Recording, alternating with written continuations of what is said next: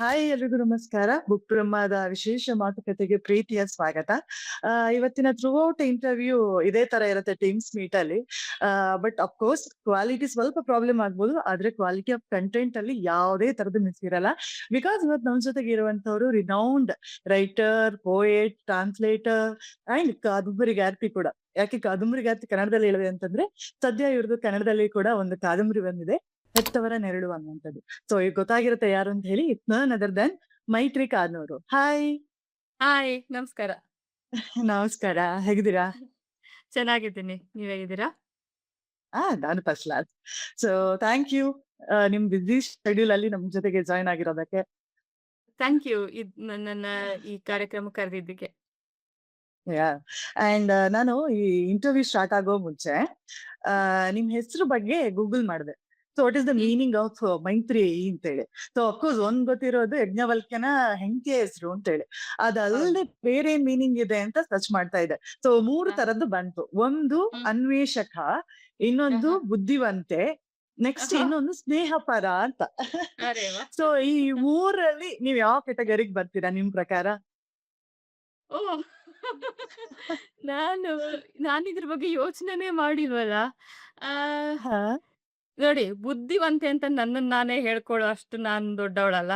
ಅಷ್ಟು ಚಿಕ್ಕವಳು ಅಲ್ಲ ನಾನು. ಓಕೆ. ಅದು ಯಾರಾದ್ರೂ ಹ್ಮ್. ಹೇಳಿದ್ರೆ ಹೇಳಿ ಬಿಟ್ರೆ ಬಿಡ್ಲಿ ನಂಗೆ ಗೊತ್ತಿಲ್ಲ. ಆ ಹ್ಮ್. ಅನ್ವೇಷಕ ಅನ್ನೋದು ಹೊಂದ್ಬೋದು ನನ್ಗೆ. Curiosity correct. ಅನ್ನೋದಿದೆ ನಂಗೆ. ಹುಡ್ಕೊಂಡು ಹೋಗಿರ್ತೀನಿ. ಹ್ಮ್. ಮತ್ತೆ ಸ್ನೇಹವಂತೇನು ಸರಿನೆ. Correct, correct. ಅದು ಅಂತೂ ಪ್ರೂವ್ ಆಗಿದೆ. ಯಾಕಂದ್ರೆ ಒಂದ್ ವಾರದಲ್ಲಿ ಆಲ್ಮೋಸ್ಟ್ ನಾವು ಕನೆಕ್ಟ್ ಅಲ್ಲಿ ಇದೀವಿ. ಸೊ ತುಂಬಾ ಹೌದು. ಚೆನ್ನಾಗಿ ಮಾತಾಡ್ತೀರಾ and thank very you. Friendly ನನ್ಗನ್ಸಿರೋ ಥ್ಯಾಂಕ್ ಪ್ರಕಾರ. You. So thank you. First ಮೈತ್ರಿಯ ಒಂದು ಟ್ರಾನ್ಸ್ಲೇಟರ್ ಹ್ಮ್. ವಿಚಾರದಲ್ಲಿ ಮಾತಾಡೋದಾದ್ರೆ, ಸೊ ಹ್ಮ್. ಫಸ್ಟ್ ನಿಮ್ ಟ್ರಾನ್ಸ್ಲೇಷನ್ ಜರ್ನಿ ಆರಂಭ ಆಗಿರ್ಬೋದು. ಸೊ ಇದರ ಸುತ್ತ ಹ್ಮ್. ಒಂದಷ್ಟು ಹೊತ್ತು ಮಾತಾಡ್ತಾ ಹೋಗೋಣ ಅಂತ ಅನ್ಕೊಂತೀನಿ. ಶ್ಯೂರ್. ಮೇನ್ ಆಗಿ ನೀವು ಹುಟ್ಟಿರುವಂತದ್ದು ಹುಬ್ಬಳ್ಳಿ. ಸೊ ಹ್ಮ್. ಬಹುಭಾಷಾ ಸಂಸ್ಕೃತಿ ಇರುವಂತಹ ಒಂದು ಪ್ಲೇಸ್ ಅಂತಾನೆ ಹೇಳ್ಬೋದು. ಹ್ಮ್. ಮಿಶ್ರ ಹ್ಮ್. ಭಾಷಾ ಸಂಸ್ಕೃತಿ ಇರುವಂತಹ ಒಂದು ಸ್ಥಳ. ಹ್ಮ್. ಸೊ ಹ್ಮ್. ಅಲ್ಲಿಯ ಲ್ಯಾಂಗ್ವೇಜ್, ಅಲ್ಲಿಯ ಹ್ಮ್. ಬೇರೆ ಬೇರೆ ಭಾಷೆಗಳ ಇನ್ಫ್ಲುಯೆನ್ಸ್ ನೀವು ಹ್ಮ್. ಈ ಹ್ಮ್. ಟ್ರಾನ್ಸ್ಲೇಷನ್ ಜರ್ನಿಯನ್ನ ಹ್ಮ್. ರೂಪಗೊಳಿಸ್ಲಿಕ್ಕೆ, ಹ್ಮ್. ಅಂದ್ರೆ ಅದನ್ನ ಇನ್ನ ಚೆನ್ನಾಗ್ ಕಾಣಿಸ್ಲಿಕ್ಕೆ ಯಾವ ತರದ ಹೆಲ್ಪ್‌ಗಳಾಗಿದೆ ಅಂತ? ಹ್ಮ್. ನಾನು ಹುಟ್ಟಿ ಬೆಳೆದ ಜಾಗದ್ದೇ ಸಿಕ್ಕಾಪಟ್ಟೆ ಕಾಂಟ್ರಿಬ್ಯೂಷನ್ ಇದೆ ನಾನು ಅನುವಾದಕ್ಕೆ ಆಗಿರೋದಕ್ಕೆ ಅಂತ ಈಗ ಅನ್ಸುತ್ತೆ ನನಗೀಗ. ಆವಾಗ ನಾನು ಯೋಚನೆ ಮಾಡಿರ್ಲಿಲ್ಲ. ಹುಟ್ಟಿದ್ದು ಹುಬ್ಬಳ್ಳಿ ಹ್ಮ್ ಆದ್ರೆ ಹ್ಮ್. ನಾನು ಬೆಳೆದಿದ್ದು ಮುಧೋಳ್ ಅಂತ, ಸಣ್ಣ ಊರು. ಅದು ಆವಾಗ ಓಕೆ. ಆ, ಬಿ ಆ, ವಿಜಾಪುರ ಜಿಲ್ಲೆಯಲ್ಲಿತ್ತು ನಾನ್ ಸಣ್ಣವಳಿದ್ದಾಗ. ಆಮೇಲೆ ಅದು ಬಾಗಲಕೋಟೆ ಜಿಲ್ಲೆ ಆಯ್ತು.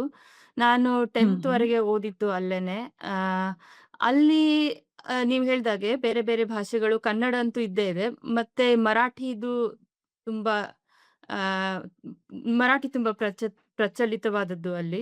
ಅದು ಕರ್ನಾಟಕ ಏಕೀಕರಣ ಆಗೋಕ್ಕಿಂತ ಮುಂಚೆ ಅದು ಬಾಂಬೆ ಆ, ರಾಜ್ಯಕ್ಕೆ ಸೇರಿದ್ದು ಆ ಜಾಗ.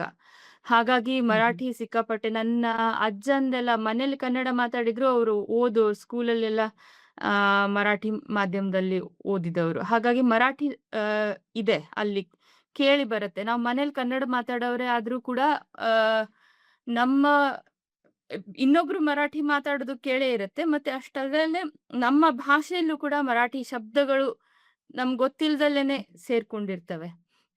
ಈಗ ನಾವು ಆ, ಚಿಕ್ಕಮ್ಮ, ದೊಡ್ಡಮ್ಮ ಅನ್ನೋದಿಲ್ಲ. ನಾವು ಮೌಶಿ ಅಂತೀವಿ. ಹ್ಮ್. ಹಾಗೆ ಆಮ್, 1 ಗಂಟೆ ಅನ್ನೋದಿಲ್ಲ. ದೀಡ್ ತಾಸ್ ಅಂತೀವಿ. ಸೊ ಇವೆಲ್ಲ ಹ್ಮ್. ಕೆಲವೊಂದು ಆಮ್, ಆ, ಶಬ್ದಗಳು ನಮ್ಗ್ ಗೊತ್ತಿಲ್ದಲೇನೆ ಸೇರ್ಕೊಂಡಿರ್ತವೆ. ಕೇಳ್ತಾ ಇರ್ತೀವಿ. ಹಾಗೆ ಆಮ್, ಆ, ದಖಣಿ ಅಲ್ಲಿ ಆ ಜಾಗದಲ್ಲಿ ದಖನಿ ಉರ್ದು ಅದು ತುಂಬಾ ಇದೆ. ಅದು ಹೊರಗಡೆ ಹೋದಾಗ ಸ್ನೇಹಿತರ ಜೊತೆ ಆಟ ಆಡುವಾಗ ಅದೆಲ್ಲ ಕಿವಿಯಲ್ಲಿ ಬಿದ್ದೇ ಇರತ್ತೆ. ಹಾಗೆ ನಮ್ ಮನೇಲಿ ಏನಂದ್ರೆ, ನಮ್ಮ ಅಜ್ಜ, ಅಜ್ಜಿ ಹಿಂದಿ ಮಾತಾಡ್ತಾ ಇದ್ರು. ಹ್ಮ್. ಯಾಕಂದ್ರೆ ನಮ್ಮ ಅಜ್ಜಿ ಚಿಕ್ಕವರಿದ್ದಾಗ ಆ ಆ ಸಮಯದಲ್ಲಿ ಅವ್ರ ತಂದೆ ಅವ್ರನ್ನ ಚೆನ್ನಾಗ್ ಓದಿಸ್ಬೇಕು ಅಂತ. ಅವಾಗ ಅಲ್ಲಿ ಆ ಜಾಗದಲ್ಲಿ ಈ ಆಮ್, ಹೆಣ್ಮಕ್ಳು ಶಾಲೆಗಳಿರ್ಲಿಲ್ಲ ಚೆನ್ನಾಗಿರೋದು. ಹಾಗಾಗಿ ಅವ್ರನ್ನ ಬೋರ್ಡಿಂಗ್ ಅಲ್ಲಿ ಇಟ್ಟಿದ್ರು. ಆ, ಹ್ಮ್ ಹ್ಮ್. ಬರೋಡಾದಲ್ಲಿ ಬೋರ್ಡಿಂಗ್ ಅಲ್ಲಿ ಇದ್ದು ನಮ್ಮ ಅಜ್ಜಿ ಹಿಂದಿ ಮೀಡಿಯಂ ಅಲ್ಲಿ ಓದಿದವರು. ಆಮೇಲೆ ಮದುವೆ ನಮ್ಮ ಅಜ್ಜನ್ ಜೊತೆ ಮದುವೆ ಆದಾಗ ಅವ್ರಿಗೆ ಮಧ್ಯೆ ಇರೋ ಕಾಮನ್ ಭಾಷೆ ಅಂದ್ರೆ ಅವ್ರ ಕನ್ನಡ ಅಷ್ಟು ಮರ್ತೇ ಹೋಗಿತ್ತು ಅವ್ರಿಗೆ ಹೆಚ್ಚು ಕಡಿಮೆ. ಆ, ಹ್ಮ್. ಹಾಗಾಗಿ ಹಿಂದಿ ಮಾತಾಡ್ತಾ ಇದ್ರು ಪರಸ್ಪರ. ಆಮೇಲೆ ಅವರೆಲ್ಲ ಕನ್ನಡ ಕಲ್ಕೊಂಡು ನಮ್ಮಮ್ಮ ಅವರೆಲ್ಲ ಹುಟ್ಟಿದ್ಮೇಲೆ ಆಮೇಲೆ ಕನ್ನಡನೇ ಮಾತಾಡ್ತಾ ಇದ್ರು ಅವ್ರ ಜೊತೆ. ಆದ್ರೆ ಅವ್ರು ಇಬ್ರ ಮಧ್ಯ ಹಿಂದಿ ಉಳ್ಕೊಂಡಿತ್ತು.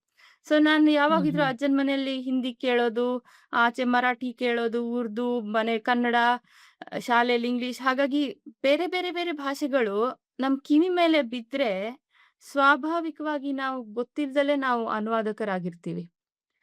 ಇನ್ನು ಸಾಹಿತ್ಯಿಕ ಅನುವಾದ ಅದರ ಮುಂದಿನ ಒಂದು ಸ್ಟೆಪ್ ಅದು ಅಷ್ಟೇ. ಆ, ಸೊ ಹಾಗಾಗಿ ಆ ಮಲ್ಟಿಲಿಂಗ್ವಲ್ ಕಲ್ಚರಲ್ಲಿ ಬೆಳೆದು ಸ್ವಲ್ಪ ಕಿವಿ ಶಾರ್ಪ್ ಆಗಿತ್ತು ಅನ್ಸುತ್ತೆ ನನ್ಗೆ ಭಾಷೆಗಳ ಮಧ್ಯದ ನ್ಯೂಯಾನ್ಸ್‌ಗಳ ಬಗ್ಗೆ. ಹಾಗೆ ಆ, ಇನ್ನು ಲಿಟರರಿ ಟ್ರಾನ್ಸ್ಲೇಷನ್ ಅನ್ನೋದು ನಾನು ಎಂ.ಎ. ನಾನು ಶುರು ಮಾಡಿದ್ದು. ಅದು ನಾನು ಓಕೆ. ಟ್ರಾನ್ಸ್‌ಲೇಟರ್ ಆಗ್ಬೇಕು ಅಂತ ನಂದೇನು ಹಾಗೆ ಪ್ಲಾನು ಅಂತೇನಿರ್ಲಿಲ್ಲ. ನಾನು ಎಂ.ಎ. ಹ್ಮ್ ಓದ್ತಿದ್ದಾಗ ಹ್ಮ್ ಹೈದರಾಬಾದ್‌ನಲ್ಲಿ ನಮ್ಮ ಪ್ರೊಫೆಸರ್‌ಗಳಿಬ್ರು. ಒಬ್ರು ಕೆ. ಸತ್ಯನಾರಾಯಣ ಅಂತ, ಇನ್ನೊಬ್ರು ಸುಜಿತರು ಅಂತ. ಅವರು ಒಂದು ಆಂಥಾಲಜಿ ಮಾಡ್ತಾ ಇದ್ರು. ಇದು ದಕ್ಷಿಣ ಭಾರತೀಯ ಭಾಷೆಗಳ ದಲಿತ ಸಾಹಿತ್ಯದ ಅನುವಾದ ಮಾಡಿ ಅದ್ರದ್ದೊಂದು ಆಂಥಾಲಜಿ ಮಾಡ್ತಾ ಇದ್ರು. ತಮಿಳು ಮತ್ತೆ ಹ್ಮ್ ಮಲಯಾಳಂ ಆಗೋಗಿತ್ತು ಆಗ್ಲೇ. ಆಗಿ ಅದನ್ನ ಪಬ್ಲಿಷ್ ಕೂಡ ಮಾಡಿದ್ರು. ತೆಲುಗು, ಕನ್ನಡ ಮಾಡ್ತಾ ಇದ್ರು. ಆದ್ರೆ ಅವ್ರ ಹತ್ರ ಫಂಡ್ಸ್ ಜಾಸ್ತಿ ಇರ್ಲಿಲ್ಲ ಅದಿಕ್ಕೆ. ಸೊ ಈ ಪ್ರೊಫೆಷನಲ್ ಟ್ರಾನ್ಸ್‌ಲೇಟರ್ಸ್‌ನ ತಗೊಳ್ಳೋ ಪರಿಸ್ಥಿತಿಯಲ್ಲಿರ್ಲಿಲ್ಲ. ನನ್ನನ್ನು ಕೇಳಿದ್ರು, "ನೀನು ಹೇಗೋ ಕನ್ನಡ ಮಾತಾಡ್ತೀಯ, ಕನ್ನಡ ಓದ್ತೀಯ. ಸ್ವಲ್ಪ ಕನ್ನಡ ಒಂದೆರಡು ಕಥೆಗಳಿವೆ, ಅದು ಅನುವಾದ ಮಾಡ್ಬೋದಾ?" ಅಂತ. ನಾನು, "ಹೌದಾ? ಮಾಡ್ಬೋದಾ? ನನ್ಗೆ ಗೊತ್ತಿರ್ಲಿಲ್ಲ. ಮಾಡ್ಬೋದಾ ನಾನು?" ಅಂತ. ಇಂಗ್ಲಿಷಲ್ಲಿ ಹೇಗೋ ಬರ್ದೇ ಬರಿತೀಯ, ಕನ್ನಡದಲ್ಲಿ ಓದ್ಕೊಂಡು ಅದನ್ನ ಇಂಗ್ಲಿಷಲ್ಲಿ ಬರಿಯೋದು, ಮಾಡಿ ನೋಡು ಅಂತ ಹೇಳಿದ್ರು. ಹ್ಮ್ ಆಯ್ತು ಹ್ಮ್ ಅಂತ ನಾನು ಶುರು ಮಾಡ್ದೆ. ಅದು ಇಷ್ಟು ನನಗೆ ಖುಷಿ ಕೊಡ್ತು ಆ ಕೆಲ್ಸ. ಕೂತು ಒಂದು ಟೆಕ್ಸ್ಟನ್ನ ಅಷ್ಟು ಆಳವಾಗಿ ಓದಿ, ಅದನ್ನ ಅರ್ಥ ಮಾಡ್ಕೊಂಡು, ಅಂದ್ರೆ ಅದರ ರಸ ಇಳಿಸಿ ಇನ್ನೊಂದು ಭಾಷೆಗೆ ಇದ್ ಮಾಡೋ ಕೆಲ್ಸ ಇದೆಯಲ್ಲ, ಅದು ತುಂಬಾ ನನಗೆ ಖುಷಿ ಆಯ್ತು. ನಾನು ಒಂದ್ ಕತೆ ಮಾಡಕ್ ಕೊಟ್ಟಿದ್ರು ಅವ್ರು, ಒಂದ್ ಸ್ಟೋರಿ. ನಾನ್ ಮಾಡಿ ಕೊಟ್ರೆ ಅವ್ರಿಗೆ ಎಷ್ಟು ಖುಷಿ ಆಯ್ತು ಅಂದ್ರೆ, ಕೊನೆಗೆ ಇನ್ನೂ ಇದೆ, ಮಾಡು, ಮಾಡು, ಮಾಡು ಅಂತ ನಾನು ಒಂದು 15 ಕತೆಗಳನ್ನೇನೋ ಮಾಡಿದ್ದೇನೆ. ಆ ಆ ಓಕೆ. ಪುಸ್ತಕದಲ್ಲಿ ಅದು ಪಬ್ಲಿಷ್ ಆಯ್ತು. ಸೊ ಹ್ಮ್ ಹ್ಮ್ ಹಾಗೆ ಈ ಸಿದ್ಧಲಿಂಗಯ್ಯ ಅವರ ಒಂದು ಕವಿತೆ ಕೂಡ ಕೊಟ್ಟಿದ್ರು ನನ್ಗೆ ಅನುವಾದ ಮಾಡ್ಲಿಕ್ಕೆ. ಸೊ ಹ್ಮ್ ಹ್ಮ್ ಅದನ್ನ ಮಾಡಿ ಅದು ಪಬ್ಲಿಷ್ ಆಯ್ತು. ಹಾರ್ಪರ್ ಕಾಲಿನ್ಸ್‌ನವರು ಪಬ್ಲಿಷ್ ಮಾಡಿರೋ ದಪ್ಪ ಆಂಥಾಲಜಿ ಒಂದು. ಅದು ಬಂದ್ಮೇಲೆ, ಅದಾದಿದ್ಮೇಲೆ ನನಗೆ ಕಾನ್ಫಿಡೆನ್ಸ್ ಬಂತು. ಇದು ನಾನು ಅನುವಾದ ಮಾಡ್ಬೋದು ಅಂತ. ಆಮ್, ಹ್ಮ್ ಹ್ಮ್ ಕಾನ್ಫಿಡೆನ್ಸ್ ಅಷ್ಟೇ ಅಲ್ಲ, ನನಗೆ ಅದ್ರಲ್ಲಿ ತುಂಬಾ ನನಗೆ ಅದು ಬಹಳ ಎಂಜಾಯ್ ಮಾಡುವಂತ ಕಾರ್ಯ. ಹಾಗಾಗಿ ಅಲ್ಲಿ ಶುರು ಆಗಿದ್ದು. ಆಮೇಲೆ ಕಾದಂಬರಿ, ಕವಿತೆ ಅನ್ಕೊಂಡು ಅಲ್ಲಿಂದ ಹ್ಮ್ ಶುರು ಹ್ಮ್ ಆಗಿದ್ದು. ಆಕ್ಚುಲಿ ಇನ್ನೊಂದು ಈಗ ನೀವ್ 15 ವರ್ಷ. ಹೇಳದ್ರಿ ಮಾತಾಡ್ತಾನೆ. ಹ್ಮ್. ಹ್ಮ್, ದಲಿತ ಹ್ಮ್, ಸಾಹಿತ್ಯದ ಒಂದು ವಿಚಾರದಲ್ಲೇ ನೀವು ಫಸ್ಟ್ ಪ್ರಾಜೆಕ್ಟ್ ಸ್ಟಾರ್ಟ್ ಹ್ಮ್, ಮಾಡಿರೋದು ಅಂತ. ಸೊ ಈಗ ಹ್ಮ್, ದಲಿತ ಸಾಹಿತ್ಯ ಅಂತ ಹೇಳಿ ಬಂದ ತಕ್ಷಣ ಆಟೋಮೆಟಿಕ್ ಅದ್ರಲ್ಲಿ ಇರುವಂತದ್ದು ಒಂದ್ ಭಾವನೆ ಆಗಿರ್ಬೋದು, ನೈಜತೆ, ಹ್ಮ್, ಇದು ತುಂಬಾ ಹ್ಮ್, ಹತ್ರವಾಗಿರುವಂತ, ತುಂಬಾ ಅದುವೇ ಮೇನ್ ಹ್ಮ್, ಡಾಮಿನೆಂಟ್ ಆಗಿರುವಂತ ಹ್ಮ್. ವಿಚಾರಗಳಾಗಿರತ್ತೆ. ಸೊ ಹೌದು. ಆ ಭಾವನೆಯನ್ನ ಇಂಗ್ಲಿಷಿಗ್ ತರುವಾಗ ಆಗುವಂತ ಚಾಲೆಂಜಸ್ ಯಾವ ತರ ಎಲ್ಲ ಇರುತ್ತೆ ಅಂತ ಹೇಳಿ? ನೋಡಿ, ಆ, ನನ್ಗನ್ಸೋ ಮಟ್ಟಿಗೆ ಹ್ಮ್. ಇಲ್ಲಿ ಅನುವಾದದಲ್ಲಿ ನಮ್ಮ ಹತ್ರ ಇರೋ ಟೂಲ್ ಅಂದ್ರೆ ಭಾಷೆ ಒಂದೇ. ಮತ್ತೇನು ಜಾಸ್ತಿ ಏನು ಇಲ್ಲ. ಕೈಯಲ್ಲಿರೋದು ಅಂದ್ರೆ ಭಾಷೆ ಒಂದೇ. ಒಂದು ಹ್ಮ್. ಕಥೆಯಾಗಿರ್ಲಿ, ಕವಿತೆ ಆಗಿರ್ಲಿ, ಅದು ಅದರ ಭಾಷೆ ಜೊತೆಗೇನೆ ಹುಟ್ಕೊಳತ್ತೆ. ಒಂದು ಹ್ಮ್. ಆರ್ಗಾನಿಕ್ ಬಾಂಡ್ ಇರತ್ತೆ. ಭಾಷೆಯು, ಕಥೆಯು ಅದು. ಅದನ್ನ ಅನುವಾದದಲ್ಲಿ ಆ ಬಾಂಡನ್ನ ಮುರಿದು ಇನ್ನೊಂದು ಭಾಷೆಯಲ್ಲಿ ಅದನ್ನ ಹಾಕುವಾಗ ನಾವು ಬರೀ ಆ, ಅರ್ಥ ಅಷ್ಟೇ ಅಲ್ಲ, ಭಾವ ಕೂಡ ನಾವು ಎಕ್ಸ್‌ಪೀರಿಯನ್ಸ್ ಎಕ್ಸ್‌ಪೀರಿಯನ್ಸ್ ಮಾಡ್ಬೇಕು ಮೊದ್ಲು. ಸೊ ಯಾವುದೇ ಒಂದು ಭಾಷೆಗೆ ಅದರದೇ ಆದ ಒಂದು ಸಂಗೀತ, ಒಂದು ಲಯ ಒಂದಿರತ್ತೆ. ಅದರ ಮೂಲಕ ಭಾವ ಬರೋದು. ಸೊ ನಾವು ಏನ್ ಮಾಡ್ಬೇಕಂದ್ರೆ, ಭಾವ ಅರ್ಥ ಮಾಡ್ಕೊಂಡು, ಆ ಭಾವಕ್ಕೆ ಸ್ವಲ್ಪ ಅರ್ಥ, ಅಂದ್ರೆ ಶಬ್ದಶಃ ಅರ್ಥಗಳನ್ನ ಸ್ವಲ್ಪ ಬದಿಗಿಟ್ಟು, ಆ ಫೀಲಿಂಗಿನ ಟ್ರಾನ್ಸ್‌ಲೇಟ್ ಮಾಡುವಾಗ ಹ್ಮ್. ಸ್ವಲ್ಪ ಲಿಬರ್ಟೀಸ್ ತಗೋಬೇಕಾಗತ್ತೆ. ಆ ಹ್ಮ್. ಆಲ್ ಹ್ಮ್. ಆ ಹ್ಮ್. ಲಿಬರ್ಟಿ ತಗೊಳಕ್ಕೆ ಸ್ವಲ್ಪ ಕಾನ್ಫಿಡೆನ್ಸ್ ಬೇಕು. ಅದು ಶುರುನಲ್ಲೇ ಅಷ್ಟು. ಹ್ಮ್. ಯಾಕಂದ್ರೆ ನಾವು ಈ ಆಥರ್ ಏನ್ ಅಂದ್ಬಿಡ್ತಾರೋ, ಅಲ್ಲಿ ಅವ್ರು ಈ ಶಬ್ದ ಬಳಸಿದ್ದಾರೆ, ಅದಕ್ಕೆ ಎಕ್ಸಾಕ್ಟ್ ಇಕ್ವಿವೆಲೆಂಟ್ ಇದು ಅಲ್ವಲ್ಲ. ಬಟ್ ನಾನು ಆ ಭಾವ ಹ್ಮ್. ಬರೋ ಹಾಗೆ ಹ್ಮ್. ಸ್ವಲ್ಪ ತಿರುಗಿಸಿದೀನಿ, ಅವ್ರಿಗೆ ಇಷ್ಟ ಆಗುತ್ತೋ ಇಲ್ವೋ. ಆ ಕಾನ್ಫಿಡೆನ್ಸ್ ಬರಕ್ಕೆ ಸ್ವಲ್ಪ ಟೈಮ್ ತಗೊಳುತ್ತೆ. ಹ್ಮ್. ಆ, ಹ್ಮ್. ಹ್ಮ್. ಸೊ ಅದು ಇಂಗ್ಲಿಷ್‌ನಲ್ಲಿ ಚಾಲೆಂಜ್ ಅನ್ನೋಕ್ಕಿಂತ ಅದನ್ನ ಆ ಲಿಬರ್ಟಿ ತಗೊಳೋದ್ ಕಲ್ತ ಮೇಲೆ, ನೋಡಿ, ಭಾಷೆ ಇರೋದೇ ಎಕ್ಸ್‌ಪ್ರೆಸ್ ಮಾಡೋದಿಕ್ಕೆ ಅಲ್ವಾ? ಹ್ಮ್. ಅದನ್ನ ನಾವ್ ಹ್ಮ್. ಹೇಗ್ ಹ್ಮ್. ಮನಸ್ಕೋತೀವಿ, ಅದ್ರ ಜೊತೆ ನಾವ್ ಹೇಗ್ ಆಟ ಆಡ್ತೀವಿ ಅದ್ರ ಮೇಲೆ. ಆ, ಸೊ ಆ ಆ ಕಾನ್ಫಿಡೆನ್ಸ್ ಬೆಳೆಸ್ಕೊಳ್ಳೋದಿಕ್ಕೆ ನನಗೆ ಸ್ವಲ್ಪ ಹೊತ್ತು ಹಿಡೀತು. ಬಟ್ ಈಗ ಮಾಡ್ಬೋದು ಅನ್ಸತ್ತೆ. ಈಗ ನೋಡಿ 2 ತುಂಬಾ ಎಕ್ಸ್‌ಟ್ರೀಮ್ ಆರ್ಗ್ಯುಮೆಂಟ್‌ಗಳಿವೆ. ಒಂದು ನಥಿಂಗ್ ಈಸ್ ಟ್ರಾನ್ಸ್‌ಲೇಟಬಲ್. ಅದು ಭಾಷೆ ಯಾವ ಭಾಷೆಯಲ್ಲಿರುತ್ತೆ ಅದ್ರಲ್ಲೇ ಇರ್ಬೇಕು. ಅದನ್ನ ನಾವು ಟ್ರಾನ್ಸ್‌ಲೇಟ್ ಮಾಡಿದ್ರೆ ಅರ್ಥ ಕಳ್ದೋಗುತ್ತೆ ಅಂತ ಅದೊಂದು. ಇಲ್ಲ ಒಂದು ಕಂಪ್ಲೀಟ್ಲಿ ಎವ್ರಿಥಿಂಗ್ ಈಸ್ ಟ್ರಾನ್ಸ್‌ಲೇಟಬಲ್. ಏನಿದ್ದಿದ್ದನ್ನು ಒಂದು ಭಾಷೆಯಿಂದ ಇನ್ನೊಂದು ಭಾಷೆಗೆ ನೀವು ಇದರಿಂದ ಕೊರಿಯನ್ನಿಂದ ಸ್ವಾಹಿಲಿಗೆ ಮಾಡಿದ್ರು ಎಲ್ಲ ಒಂದೇ ಇರುತ್ತೆ ಅನ್ನೋದು. ಅವು 2 ಎಕ್ಸ್‌ಟ್ರೀಮ್ ಏನಿದಾವಲ್ಲ, ಅದ್ರ ಮಧ್ಯದ ಜಾಗ ನಮ್ಗೆ ಇರೋದು ಅನುವಾದಕರಿಗೆ. ನಾವು ಆದಷ್ಟು ಸ್ವಲ್ಪ ಈ ಕಡೆನೆ ಪೂರ್ತಿಯಾಗಿ ಕಾನ್ಫಿಡೆಂಟ್ ಆಗಿ 100% ಎಫಿಷಿಯೆಂಟ್ಲಿ ಟ್ರಾನ್ಸ್‌ಲೇಟ್ ಮಾಡಕ್ಕಾಗತ್ತೆ ಅಂತ ಹೇಳಕ್ಕಾಗಲ್ಲ. ಬಟ್ ಈ ಕಡೆ ಒಲಿಯೋ ಹಾಗೆ ನಮ್ ಕೆಲ್ಸ ಇರ್ಬೇಕು. ಅದಕ್ಕೆ ಪ್ರಾಕ್ಟೀಸ್ ಬೇಕು. ಹ್ಮ್. ಯಾವುದೇ ಕ್ರಾಫ್ಟ್ ತರ ಅದಕ್ಕೂ ಪ್ರಾಕ್ಟೀಸ್ ಬೇಕು, ಕಾನ್ಫಿಡೆನ್ಸ್ ಬೇಕು. ಅಂದ್ಮೇಲೆ ಆಗತ್ತೆ. ಹ್ಮ್. ಸೊ ಹ್ಮ್. ಭಾವನೆಗಳಿಗೆ ಜಾಸ್ತಿ ಒತ್ತು ಕೊಟ್ಟು ನಾವು ಮಾಡಿದ್ರೆ ಮಾಡ್ಬೋದು. ಇಂಗ್ಲಿಷ್‌ನಲ್ಲೂ ಮಾಡ್ಬೋದು. ಯಾವ ಭಾಷೆಯಲ್ಲೂ ಮಾಡ್ಬೋದು. ಯೆಸ್. ಬಟ್ ಮೈನ್ ಆಗಿ ಈಗ ಕವಿತೆ ಅಂತ ಹೇಳಿ ಬಂದಾಗ, ನೀವು ಎಚ್. ಹ್ಮ್. ಶಿವಪ್ರಕಾಶ್ ಅವ್ರದ್ದು ಕವಿತೆಗಳನ್ನ ಅನುವಾದ ಮಾಡಿದೀರಾ. ಸೊ ಹ್ಮ್. ಏನಾಗುತ್ತೆ ಅಂತ ಹೇಳಿದ್ರೆ ಕನ್ನಡದಲ್ಲಿ ಈ ಕೆಲವೊಂದು ಮೌನ ಆಗಿರ್ಬೋದು, ಕೆಲವೊಂದು ಫುಲ್ ಹ್ಮ್. ಸ್ಟಾಪ್ ಆಗಿರ್ಬೋದು, ಅದರದ್ದೇ ಆದಂತಹ ಒಂದು ಅರ್ಥ ಇರುತ್ತೆ ಅದ್ರಲ್ಲಿ. ಸೊ ಹ್ಮ್. ಆ ಭಾವವನ್ನ ಅನುವಾದ ಹ್ಮ್. ಮಾಡಿದಾಗ ಹ್ಮ್. ಇಂಗ್ಲಿಷಿಗೆ ತರಬೇಕಾದಂತ ಟೈಮಲ್ಲಿ ಸೊ ನೀವು ಹ್ಮ್. ಮಾಡುವಂತ ಯೋಚನಾ ಕ್ರಮ ಯಾವ ರೀತಿಯಾಗಿರುತ್ತೆ ಅಂತ? ಯಾಕಂದ್ರೆ ಓಕೆ ಎಕ್ಸಾಕ್ಟ್ಲಿ ನಿಮ್ಗೆ ಕನ್ನಡ ಬರೋದ್ರಿಂದ ಮೌನ ಅಲ್ಲಿ ಯಾವ ತರ ಹೇಳಿದಾರೆ ಅದನ್ನ ಫೀಲಿಂಗ್ಸ್ ಅನ್ನ ನೀವು ತರಬಹುದು. ಬಟ್ ಇಂಗ್ಲಿಷ್ ಹ್ಮ್. ಭಾಷೆಗೆ ಅದನ್ನ ತರುವಂತಹ ಸಮಯದಲ್ಲಿ ಯಾವ ಹ್ಮ್. ತರದ ಚಾಲೆಂಜಿಂಗ್ ಇರುತ್ತೆ ಅಂತ ಅಥವಾ ಯಾವ ತರದ ಹೋಮ್ ವರ್ಕ್ ನೀವು ಮಾಡ್ತೀರಾ? ಹೋಮ್ ವರ್ಕ್ ಅಂದ್ರೆ ನಾನು ಆ ಪದ್ಯವನ್ನ ತುಂಬಾ ಆದಷ್ಟು ಹತ್ತಿರದಿಂದ ಓದಕ್ಕೆ ಪ್ರಯತ್ನ ಪಡ್ತೀನಿ ಒಂದು. ಹ್ಮ್. ಆಮೇಲೆ ಹ್ಮ್. ಗದ್ಯಕ್ಕೆ, ಪದ್ಯಕ್ಕೆ ಇರೋ ವ್ಯತ್ಯಾಸ ಒಂದ್ ಸಣ್ಣ ವ್ಯತ್ಯಾಸ ಅಂದ್ರೆ, ಪದ್ಯದಲ್ಲಿ ನಾವು ಮೀನಿಂಗ್ ನಾವೊಂದು 3, 4 ರೀತಿ ಗದ್ಯ ಸ್ವಲ್ಪ ಸ್ಟ್ರೆಯ್ಟ್ ಫಾರ್ವರ್ಡ್ ಆಗಿರುತ್ತೆ. ಅದೇನ್ ಕರೆಕ್ಟ್. ಹೇಳಿದ್ದಾರೆ ಅದೇ ಒಂದೇ. ಅದಕ್ಕೆ ಅರ್ಥಗಳ ಆಮ್, ಲಿಮಿಟೇಷನ್ ಇರತ್ತೆ. ಒಂದೇ ಒಂದೇ ಅರ್ಥ. ಆದ್ರೆ ಪದ್ಯದಲ್ಲಿ ಸ್ವಲ್ಪ ಒಗಟಿರುತ್ತೆ.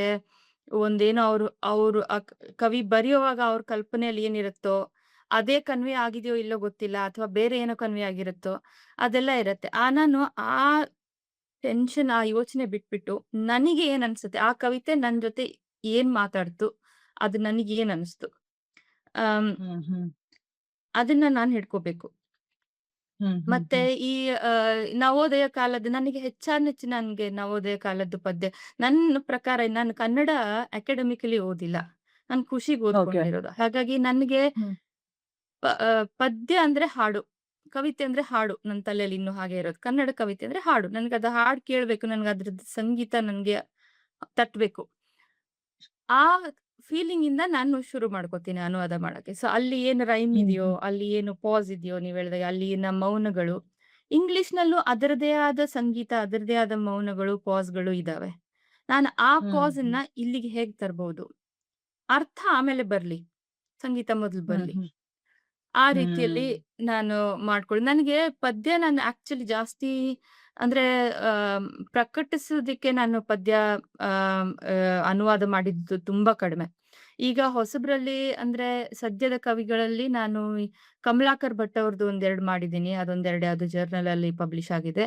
ಹಾಗೆ ಮತ್ತೆ ನನ್ ಪುಸ್ತಕ ಪ್ರಕಟಿಸಿದ್ರಲ್ಲ ಸಂಕತನ ಅವರು ಅದನ್ನ ನಡೆಸೋರು ಹ್ಮ್. ರಾಜೇಂದ್ರ ಪ್ರಸಾದ್ ಅವ್ರದ್ದು ಒಂದೆರಡು ಪದ್ಯ ಮಾಡಿದ್ದೀನಿ ಹೊರತಾಗಿ ನಾನ್ ಜಾಸ್ತಿ ಹೊಸ ಪದ್ಯಗಳು ಜಾಸ್ತಿ ನಾನ್ ಮಾಡಿಲ್ಲ. ನಾನ್ ಮಾಡಿರೋದೆಲ್ಲ ಈ ಹಾಡು ಕವಿತೆಗಳೇ.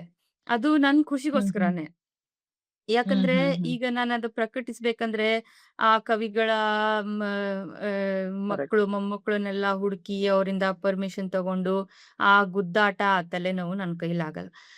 ಅದಕ್ಕೆ ನನ್ ಖುಷಿಗೆ ನನ್ಗೆ ಯಾವ್ದೋ ಒಂದು ಕವಿತೆ ತಟ್ತಾ, ನನ್ ಖುಷಿಗೆ ಹ್ಮ್. ನಾನು ಹ್ಮ್. ಟ್ರಾನ್ಸ್‌ಲೇಟ್ ಮಾಡ್ಕೊಂಡು ನನ್ನ ಒಂದು 4 ಫ್ರೆಂಡ್ಸಿಗೆ ತೋರ್ಸಿ ಖುಷಿ ಪಟ್ಟು ಅಷ್ಟೇ ಅದು ನನ್ ವರ್ಡ್ ಫೈಲಲ್ಲಿ ನನ್ನ ಕಂಪ್ಯೂಟರಲ್ಲಿ ಇರತ್ತೆ. ಆಮ್, ಯಾವ ತರದ ಕವಿತೆಗಳು ಇಷ್ಟ ಆಗತ್ತೆ ಅಂತ? ಲೈಕ್ ಸುಮಾರ್ ಜನ ಸಾಹಿತಿಗಳು ನಮ್ಮ ಕನ್ನಡದಲ್ಲಿ ಆಗಿ ಹೋಗಿದ್ದಾರೆ. ಸೊ ಈಗ್ಲೂ ಹಾ, ಇದ್ದಾರೆ. ಸೊ ಯಾರ್ದು ಹಾ. ತುಂಬಾ ಮೈತ್ರಿ ಅವ್ರಿಗೆ ಇಷ್ಟ ಆಗತ್ತೆ ಅಂತ? ನನ್ಗೆ ತುಂಬಾ ಫೇವರೇಟ್ ಅಂದ್ರೆ ಬೇಂದ್ರೆ. ನನ್ಗೆ ಓಕೆ. ಬೇಂದ್ರೆ ಹ್ಮ್. ಅದ್ರಲ್ಲಿ ನೋಡಿ ಅರ್ಥ ಹುಡ್ಕೋದು ತುಂಬಾ ಕಷ್ಟ ಅವ್ರ ಕವಿತೆಗೆ. ಅಂದ್ರೆ ಡೈರೆಕ್ಟ್ ಆಗಿ ಇರೋವು ಇದಾವೆ ಕವಿತೆಗಳು. ಬಟ್ ಅದ್ರಲ್ಲಿ ಹ್ಮ್. ಹ್ಮ್. ಫಿಲಾಸಫಿ ಇರತ್ತೆ, ಒಂದು ಒಂದು ಒಗಟಿರತ್ತೆ, ಒಂದು ರಿಡ್ಲ್ ಇರತ್ತೆ, ಮತ್ತೇನೋ ಒಂದಿರತ್ತೆ. ಅಷ್ಟೆಲ್ಲ ನಾನು ಅದನ್ನ ಅನಲೈಸ್ ಮಾಡಕ್ ನನ್ಗಾಗಲ್ಲ. ಬಟ್ ಅದೇನೋ ಒಂದಿದೆ ಅದು ತಟ್ಟತ್ತೆ ಮನ್ಸಿಗೆ. ಬೇಂದ್ರೆ ನನ್ ಹ್ಮ್. ಫೇವ್ರೇಟು. ಹಾಗೆ ಹ್ಮ್ ಹ್ಮ್ ಎಲ್ಲ ಕುವೆಂಪು, ನಾನು ಒಂದು ಯಾವುದೇ ಒಂದು ಕವಿತೆನ ನಾನು ಜಾಸ್ತಿ ಅದ್ರ ಹಿನ್ನೆಲೆ ಅದು ಇದು ಯೋಚನೆ ಮಾಡ್ದಲೇನೆ, ಅದು ಕೇಳಿಸಿದಾಗ ಹ್ಮ್ ಹ್ಮ್ ನನ್ಗೆ ಹೆಂಗಿರತ್ತೆ ಅದ್ರ ಮೇಲೆ ನಾನೊಂದು ಓದಿ ಹೇಳಲಾ? ಇದು ಓಕೆ. ಬೇಂದ್ರೆ ಅವ್ರದ್ದಲ್ಲ ಇದು, ಜಿ.ಪಿ. ರಾಜರತ್ನಂ. ಆಮ್, ಹ್ಮ್ ಬೆಳ್ದಿಂಗಳ ರಾತ್ರಿಲಿ ಹಾಡಿದೆಯಲ್ಲ ಕರೆಕ್ಟ್. ಕವಿತೆ, ಹ್ಮ್ ಅದನ್ನ ನಾನು ಹ್ಮ್ ಇಂಗ್ಲಿಷಿಗೆ ಮಾಡಿದ್ದೀನಿ.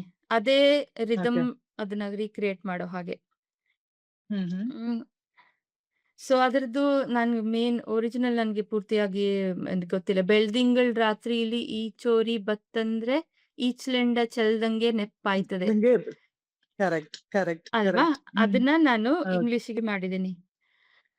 Spotting this girl on a bright moonlit night, I'm reminded of a spill of sweet palm wine. If I don't liken the moon in the sky to the tavern light, the fault will be mine. Houses and trees lined up on the street seem huddled in a stupor like drunken bumps. They fall over each other, quarreling away, and act like a flock of crows being dumb. I feel blinded with grief when the tavern is shut, and not a drop in the jug, it's not even wet. A bigger sinner than me, whining for wine, Mother Earth, I'm certain, hasn't seen yet. What's all this mourning for what there isn't? With birth comes everything tied to our heads. If we cannot then feast on what fate feeds us, in one moment we might as well drop dead. All this weeping and crying is fine for women, but men must smile until their last breath. Alive, you may find yourself a tavern, because it's all a big zero after your death. Correct correct. So ನನಗೆ ಇದನ್ನ ಕೇಳ್ತಾ actually ಒಂದ್ ನೆನಪಾಯ್ತು. ಏನು ಅಂತಂದ್ರೆ, ಈ ಅನುವಾದ ಮಾಡಿದಾಗ ಏನಾಗುತ್ತೆ ಅಂದ್ರೆ, ಈಗ ಕವಿಗೆ ಒಂದು ಅವ್ರದೇ ಆದಂತ ಒಂದು ಶೈಲಿ ಇದೆ. ಜಿ.ಪಿ. ರಾಜರತ್ನಂ ಆಗಿರ್ಬೋದು, ಬೇಂದ್ರೆ ಅವರ ಆಗಿರ್ಬೋದು, ಅವ್ರ ಬರವಣಿಗೆಗೆ ಅದು ಒಂದು ಟಚ್ ಇದೆ. ಓಕೆ, ಇವ್ರದ್ದು ಹಾ, ಓದ್ ತಕ್ಷಣ ಇದು ಇವ್ರದೇ ಸಾಹಿತ್ಯ ಅಂತ ಹೇಳುವ ಒಂದು ಫೀಲ್ ಕೊಡತ್ತೆ. ಬಟ್ ಹಾ, ಈಗ ಅನುವಾದ ಮಾಡಿದಾಗ, ಈಗ ಹ್ಮ್, ನಿಮ್ಮೊಳಗ ಒಬ್ರು ಲೇಖಕ ಅಂತ ಇರ್ತಾರೆ. ಸೊ ಹಾ. ಅವ್ರೆಲ್ಲಿ ಹೊರಗಡೆ ಬಂದು ಅದನ್ನ ಏನು ತಿದ್ದೋದಕ್ಕಿಂತ ನಿಮ್ಮ ಶೈಲಿ ಮಿಕ್ಸ್ ಆಗಲ್ವಾ ಅಂತ? ಆಗತ್ತೆ, ಆಗತ್ತೆ. ಮತ್ತೆ ಆಗ್ಲೇಬೇಕು. ಆಹಾ. ಆಗ್ದಲೆ ಬೇರೆ ದಾರಿ ಇಲ್ಲ. ಯಾಕಂದ್ರೆ ಹ್ಮ್. ಅವ್ರ ಒರಿಜಿನಲ್ ಪೋಯೆಟ್‌ಗೆ ನಾನು ರಿಸ್ಪೆಕ್ಟ್ ಕೊಟ್ಟು ಶುರು ಮಾಡ್ತೀನಿ ಕೆಲ್ಸ. ಆದ್ರೆ ಅಲ್ಲಿ ಬರೋ ಶಬ್ದಗಳು ನಾನ್ ಹಾಕಿರೋ ಶಬ್ದವೇ ಅಲ್ವಾ? ಅದು ನಂದು ಬಂದೇ ಬರತ್ತೆ. ಅನುವಾದದಲ್ಲಿ ಬರ್ಲೇಬೇಕು. ಆದಷ್ಟು ಹ್ಮ್. ಒರಿಜಿನಲ್ ಅದ್ರಲ್ಲಿರುವ ಸ್ವಾರಸ್ಯ ಹೊರತರಕ್ಕೆ ಪ್ರಯತ್ನ ಪಡ್ಬೇಕು. ಆದ್ರೆ 100% ಆಗಿ ಯಾವಾಗ್ಲೂ ಆಗಲ್ಲ. ಮತ್ತೆ ಅವ್ರು ಹ್ಮ್. ಹೇಳಿದ್ದನ್ನೇ ನಾವು ಮತ್ತೆ ರೀಕ್ರಿಯೇಟ್ ಮಾಡ್ತೀವಂದ್ರೆ ಅನುವಾದ ಮಾಡೋದ್ರಲ್ಲಿ ಅರ್ಥವೇ ಇಲ್ಲ. ಸೊ ಕರೆಕ್ಟ್, ಹಾ, ಕರೆಕ್ಟ್. ಹಾ. ಹ್ಮ್. ಅಂದ್ರೆ ನಿಮ್ ಪ್ರಕಾರ ಓದುಗನಿಗೆ ಅರ್ಥ ಆಗುವ ರೀತಿಯಲ್ಲಿ, ಅಂದ್ರೆ ಓದುಗನಿಗೆ ಟಚ್ ಆಗುವ ರೀತಿಯಲ್ಲಿ ಅದನ್ನ ಅರ್ಥ ಮಾಡುವುದು ಅಥವಾ ವಾದ ಮಾಡುವಂತದ್ದು ಇಂಪಾರ್ಟೆಂಟ್ ಆಗತ್ತೆ ಅಂತ ಹೇಳಿ. ಇಂಪಾರ್ಟೆಂಟು ಆಗತ್ತೆ. ಆದ್ರೆ ಓದುಗರಲ್ಲಿ ಹ್ಮ್. ನನ್ ಮೊದ್ಲು ಹ್ಮ್. ಓದುಗರ್ತಿ ನಾನೇ. ಸೊ ಹ್ಮ್. ನನಗ್ ಖುಷಿ ಆಗ್ಬೇಕದು. ನನಗ್ ಬೇಕು. ನನಗೇನಾಗುತ್ತೆ, ಕವಿ ಬರೆಯುವಾಗ ತಮ್ಮ ಖುಷಿಗೋಸ್ಕರ ಹ್ಮ್. ಬರ್ಕೊಂಡಿರ್ತಾರೆ. ಅವ್ರಿಗೆ ಏನ್ ಕಂಡಿರತ್ತೆ, ಅವ್ರ ಭಾವಗಳನ್ನ ಅವ್ರು ಮಾಡಿರ್ತಾರೆ. ಮೊದ್ಲು ಓದುಗರು ಅವ್ರು. ಇಲ್ಲಿ ಅನುವಾದಕಿ ಆಗಿ ಮೊದ್ಲು ಓದುಗಾರ್ತಿ ನಾನು. ಸೊ ನನ್ಗೆ ಬೇಕಾಗಿ ಹ್ಮ್. ನಾನ್ ಮಾಡ್ಕೋತೀನಿ. ಅದ್ರ ಜೊತೆಯಲ್ಲಿ ಅದನ್ನ ನಾನ್ ಅನುವಾದ ಮಾಡಿ ನಾನ್ ಇಡ್ತೀನಿ. ಅವ್ರಿಗೆ ಏನ್ ಅನ್ಸತ್ತೆ ಅದು ಅವ್ರಿಗೆ ಬಿಟ್ಟಿದ್ದು. ಅವ್ರ ಖುಷಿ. ಆದ್ರೆ ಅನುವಾದ ನನ್ ಖುಷಿ. ನನ್ ಖುಷಿಗೋಸ್ಕರ. ಹ್ಮ್. ಈಗ ಕೆಲವೊಂದು ಪದ ಏನಾಗುತ್ತೆ ಅಂದ್ರೆ, ಈಗ ಹಳ್ಳಿ ಸೊಗಡಿನ ಪದಗಳು ಅಂತ ಹೇಳಿ ಕೆಲವು ಇರುತ್ತೆ. ಸೊ ಹಾ. ಅದಕ್ಕೆ ಇಂಗ್ಲಿಷ್ ಅಲ್ಲಿ ಅರ್ಥಗಳು ಇರುತ್ತಾ? ಅಂದ್ರೆ ಕೆಲವೊಂದು ಈಗ ಆಹ್, ಗ್ರಾಮೀಣ ಭಾಷೆಯ ಹ್ಮ್. ಇಲ್ಲ. ಈ ಅರ್ಥ ಅನ್ನೋಕ್ಕಿಂತೂ ನೋಡಿ, ಒಂದ್ ಭಾಷೆ ಇನ್ನೊಂದ್ ಭಾಷೆ ಹೀಗೆ ಗೆರೆ ಎಳೆದು ಈ ಶಬ್ದಕ್ಕೆ ಈ ಶಬ್ದ, ಈ ಶಬ್ದಕ್ಕೆ ಈ ಶಬ್ದ ಅಂತ ಇಲ್ವಲ್ಲ. 2 ಹ್ಮ್. ಬೇರೆ, ಸಿಸ್ಟಮ್‌ನೇ ಬೇರೆ, ಕಲ್ಚರ್ ಬೇರೆ. ಅಲ್ಲಿ ಇರುವ ಈಗ ಕೆಲವೊಂದು ಭಾಷೆಗಳಲ್ಲಿ ಕನ್ನಡದಲ್ಲಿ ನಾವು ವರ್ಬ್ ಅನ್ನ ಕೊನೆಗೆ ಹಾಕ್ತೀವಿ. ಇಂಗ್ಲಿಷಲ್ಲಿ ಅದು ಮೊದಲು ಬರುತ್ತೆ. ಆಬ್ಜೆಕ್ಟ್ ಆಮೇಲೆ ಬರುತ್ತೆ. ಹ್ಮ್. ಹ್ಮ್. ಹೀಗಾಗಿ ಆ ಗ್ರಾಮರ್ ಕೂಡ ಅಲ್ಲಿ ಹೊಂದೋ ತರ ಇರಲ್ಲ. ಹ್ಮ್. ಅದಕ್ಕೇನೆ ಹ್ಮ್. ನಾನ್ ಹೇಳೋದು, ಫೀಲಿಂಗ್ ಅನ್ನ ಮೊದಲು ಅರ್ಥ ಮಾಡ್ಕೊಂಡು ಅದನ್ನ ರೀಕ್ರಿಯೇಟ್ ಮಾಡೋದಿಕ್ಕೆ. ಗ್ರಾಮೀಣ ಭಾಷೆದ್ದು ಹಾಗೆ ಇಂಗ್ಲಿಷಲ್ಲೂ ಗ್ರಾಮೀಣ ಭಾಷೆ ಇದೆ. ಇಂಗ್ಲಿಷಲ್ಲೂ ಕೂಡ ಹ್ಮ್. ಒಂದೊಂದು ಆಹ್, ಒಂದೊಂದು ಕ್ಲಾಸ್‌ನವರು ಬೇರೆ ಬೇರೆ ರೀತಿಯಲ್ಲಿ ಮಾತಾಡ್ತಾರೆ. ಇಂಗ್ಲೆಂಡ್‌ನವರು ಬೇರೆ ರೀತಿಯಲ್ಲಿ ಮಾತಾಡ್ತಾರೆ. ಅಮೆರಿಕದಲ್ಲಿ ಬೇರೆ ರೀತಿ ಮಾತಾಡ್ತಾರೆ. ಶಬ್ದಗಳು ಬೇರೆ ಇದೆ. ಸೊ ಅಲ್ಲಿ ಈಗ ನಮ್ಮಲ್ಲಿರುವ ಮೇ ಸ್ಟ್ಯಾಂಡರ್ಡ್ ಅಂತ ನಾವು ಯಾವ್ದು ಮೇನ್ ಸ್ಟ್ರೀಮ್ ಇದು ಲಿಟರರಿ ಭಾಷೆ ಅಂತ ಏನ್ ಕನ್ಸಿಡರ್ ಮಾಡ್ತೀವಿ. ಅದಕ್ಕೆ ಆಡು ಭಾಷೆಗೆ ಇರೋ ವ್ಯತ್ಯಾಸ. ಆ ವ್ಯತ್ಯಾಸದ ಅದು ಏನು ಆ ಆ ಸ್ಪೇಸ್ ಇದೆಯಲ್ಲ, ಅದೇ ಸ್ಪೇಸ್ ನಾವು ಇಲ್ಲೂ ಹುಡ್ಕೋಬಹುದು. ಹುಡ್ಕೊಂಡು ಮಾಡ್ಕೋಬಹುದು. ಆದ್ರೆ ಅದ್ರಲ್ಲಿ ಕೂಡ ನಾವು ಈಗ ಸಪೋಸ್ ನಾವು ಯಾವ್ದೋ ಧಾರವಾಡದಲ್ಲಿ ಹೀಗೆ ಮಾತಾಡಿದ್ದಾರೆ, ಆ ಡಿಫರೆನ್ಸ್ ಬೇಕು ಅಂತ ನಾವು ಯಾವ್ದೋ ಒಂದು ಯಾರ್ಕ್‌ಶೈರ್ ಅಲ್ಲಿ ಮಾತಾಡೋ ಅದೊಂದು ಅವ್ರದೊಂದು ಸೊಗಡು, ಅವ್ರದೊಂದು ಸ್ಲ್ಯಾಂಗ್ ಇರುತ್ತೆ. ಅದನ್ನ ನಾವು ಮಾಡಿದ್ರೆ ಹ್ಮ್. ಅಲ್ಲಿ ಸ್ವಲ್ಪ ಅದೇನೋ ಒಂಥರ ಕೇಳ್ಸೋದಿಕ್ಕೆ ಸರಿ ಅನ್ಸಲ್ಲ. ಸೊ ಅಲ್ಲಿ ಆ ಆಕ್ಚುಲಿ ನ್ಯಾಚುರಲ್‌ನೆಸ್ ಬರ್ಬೇಕು.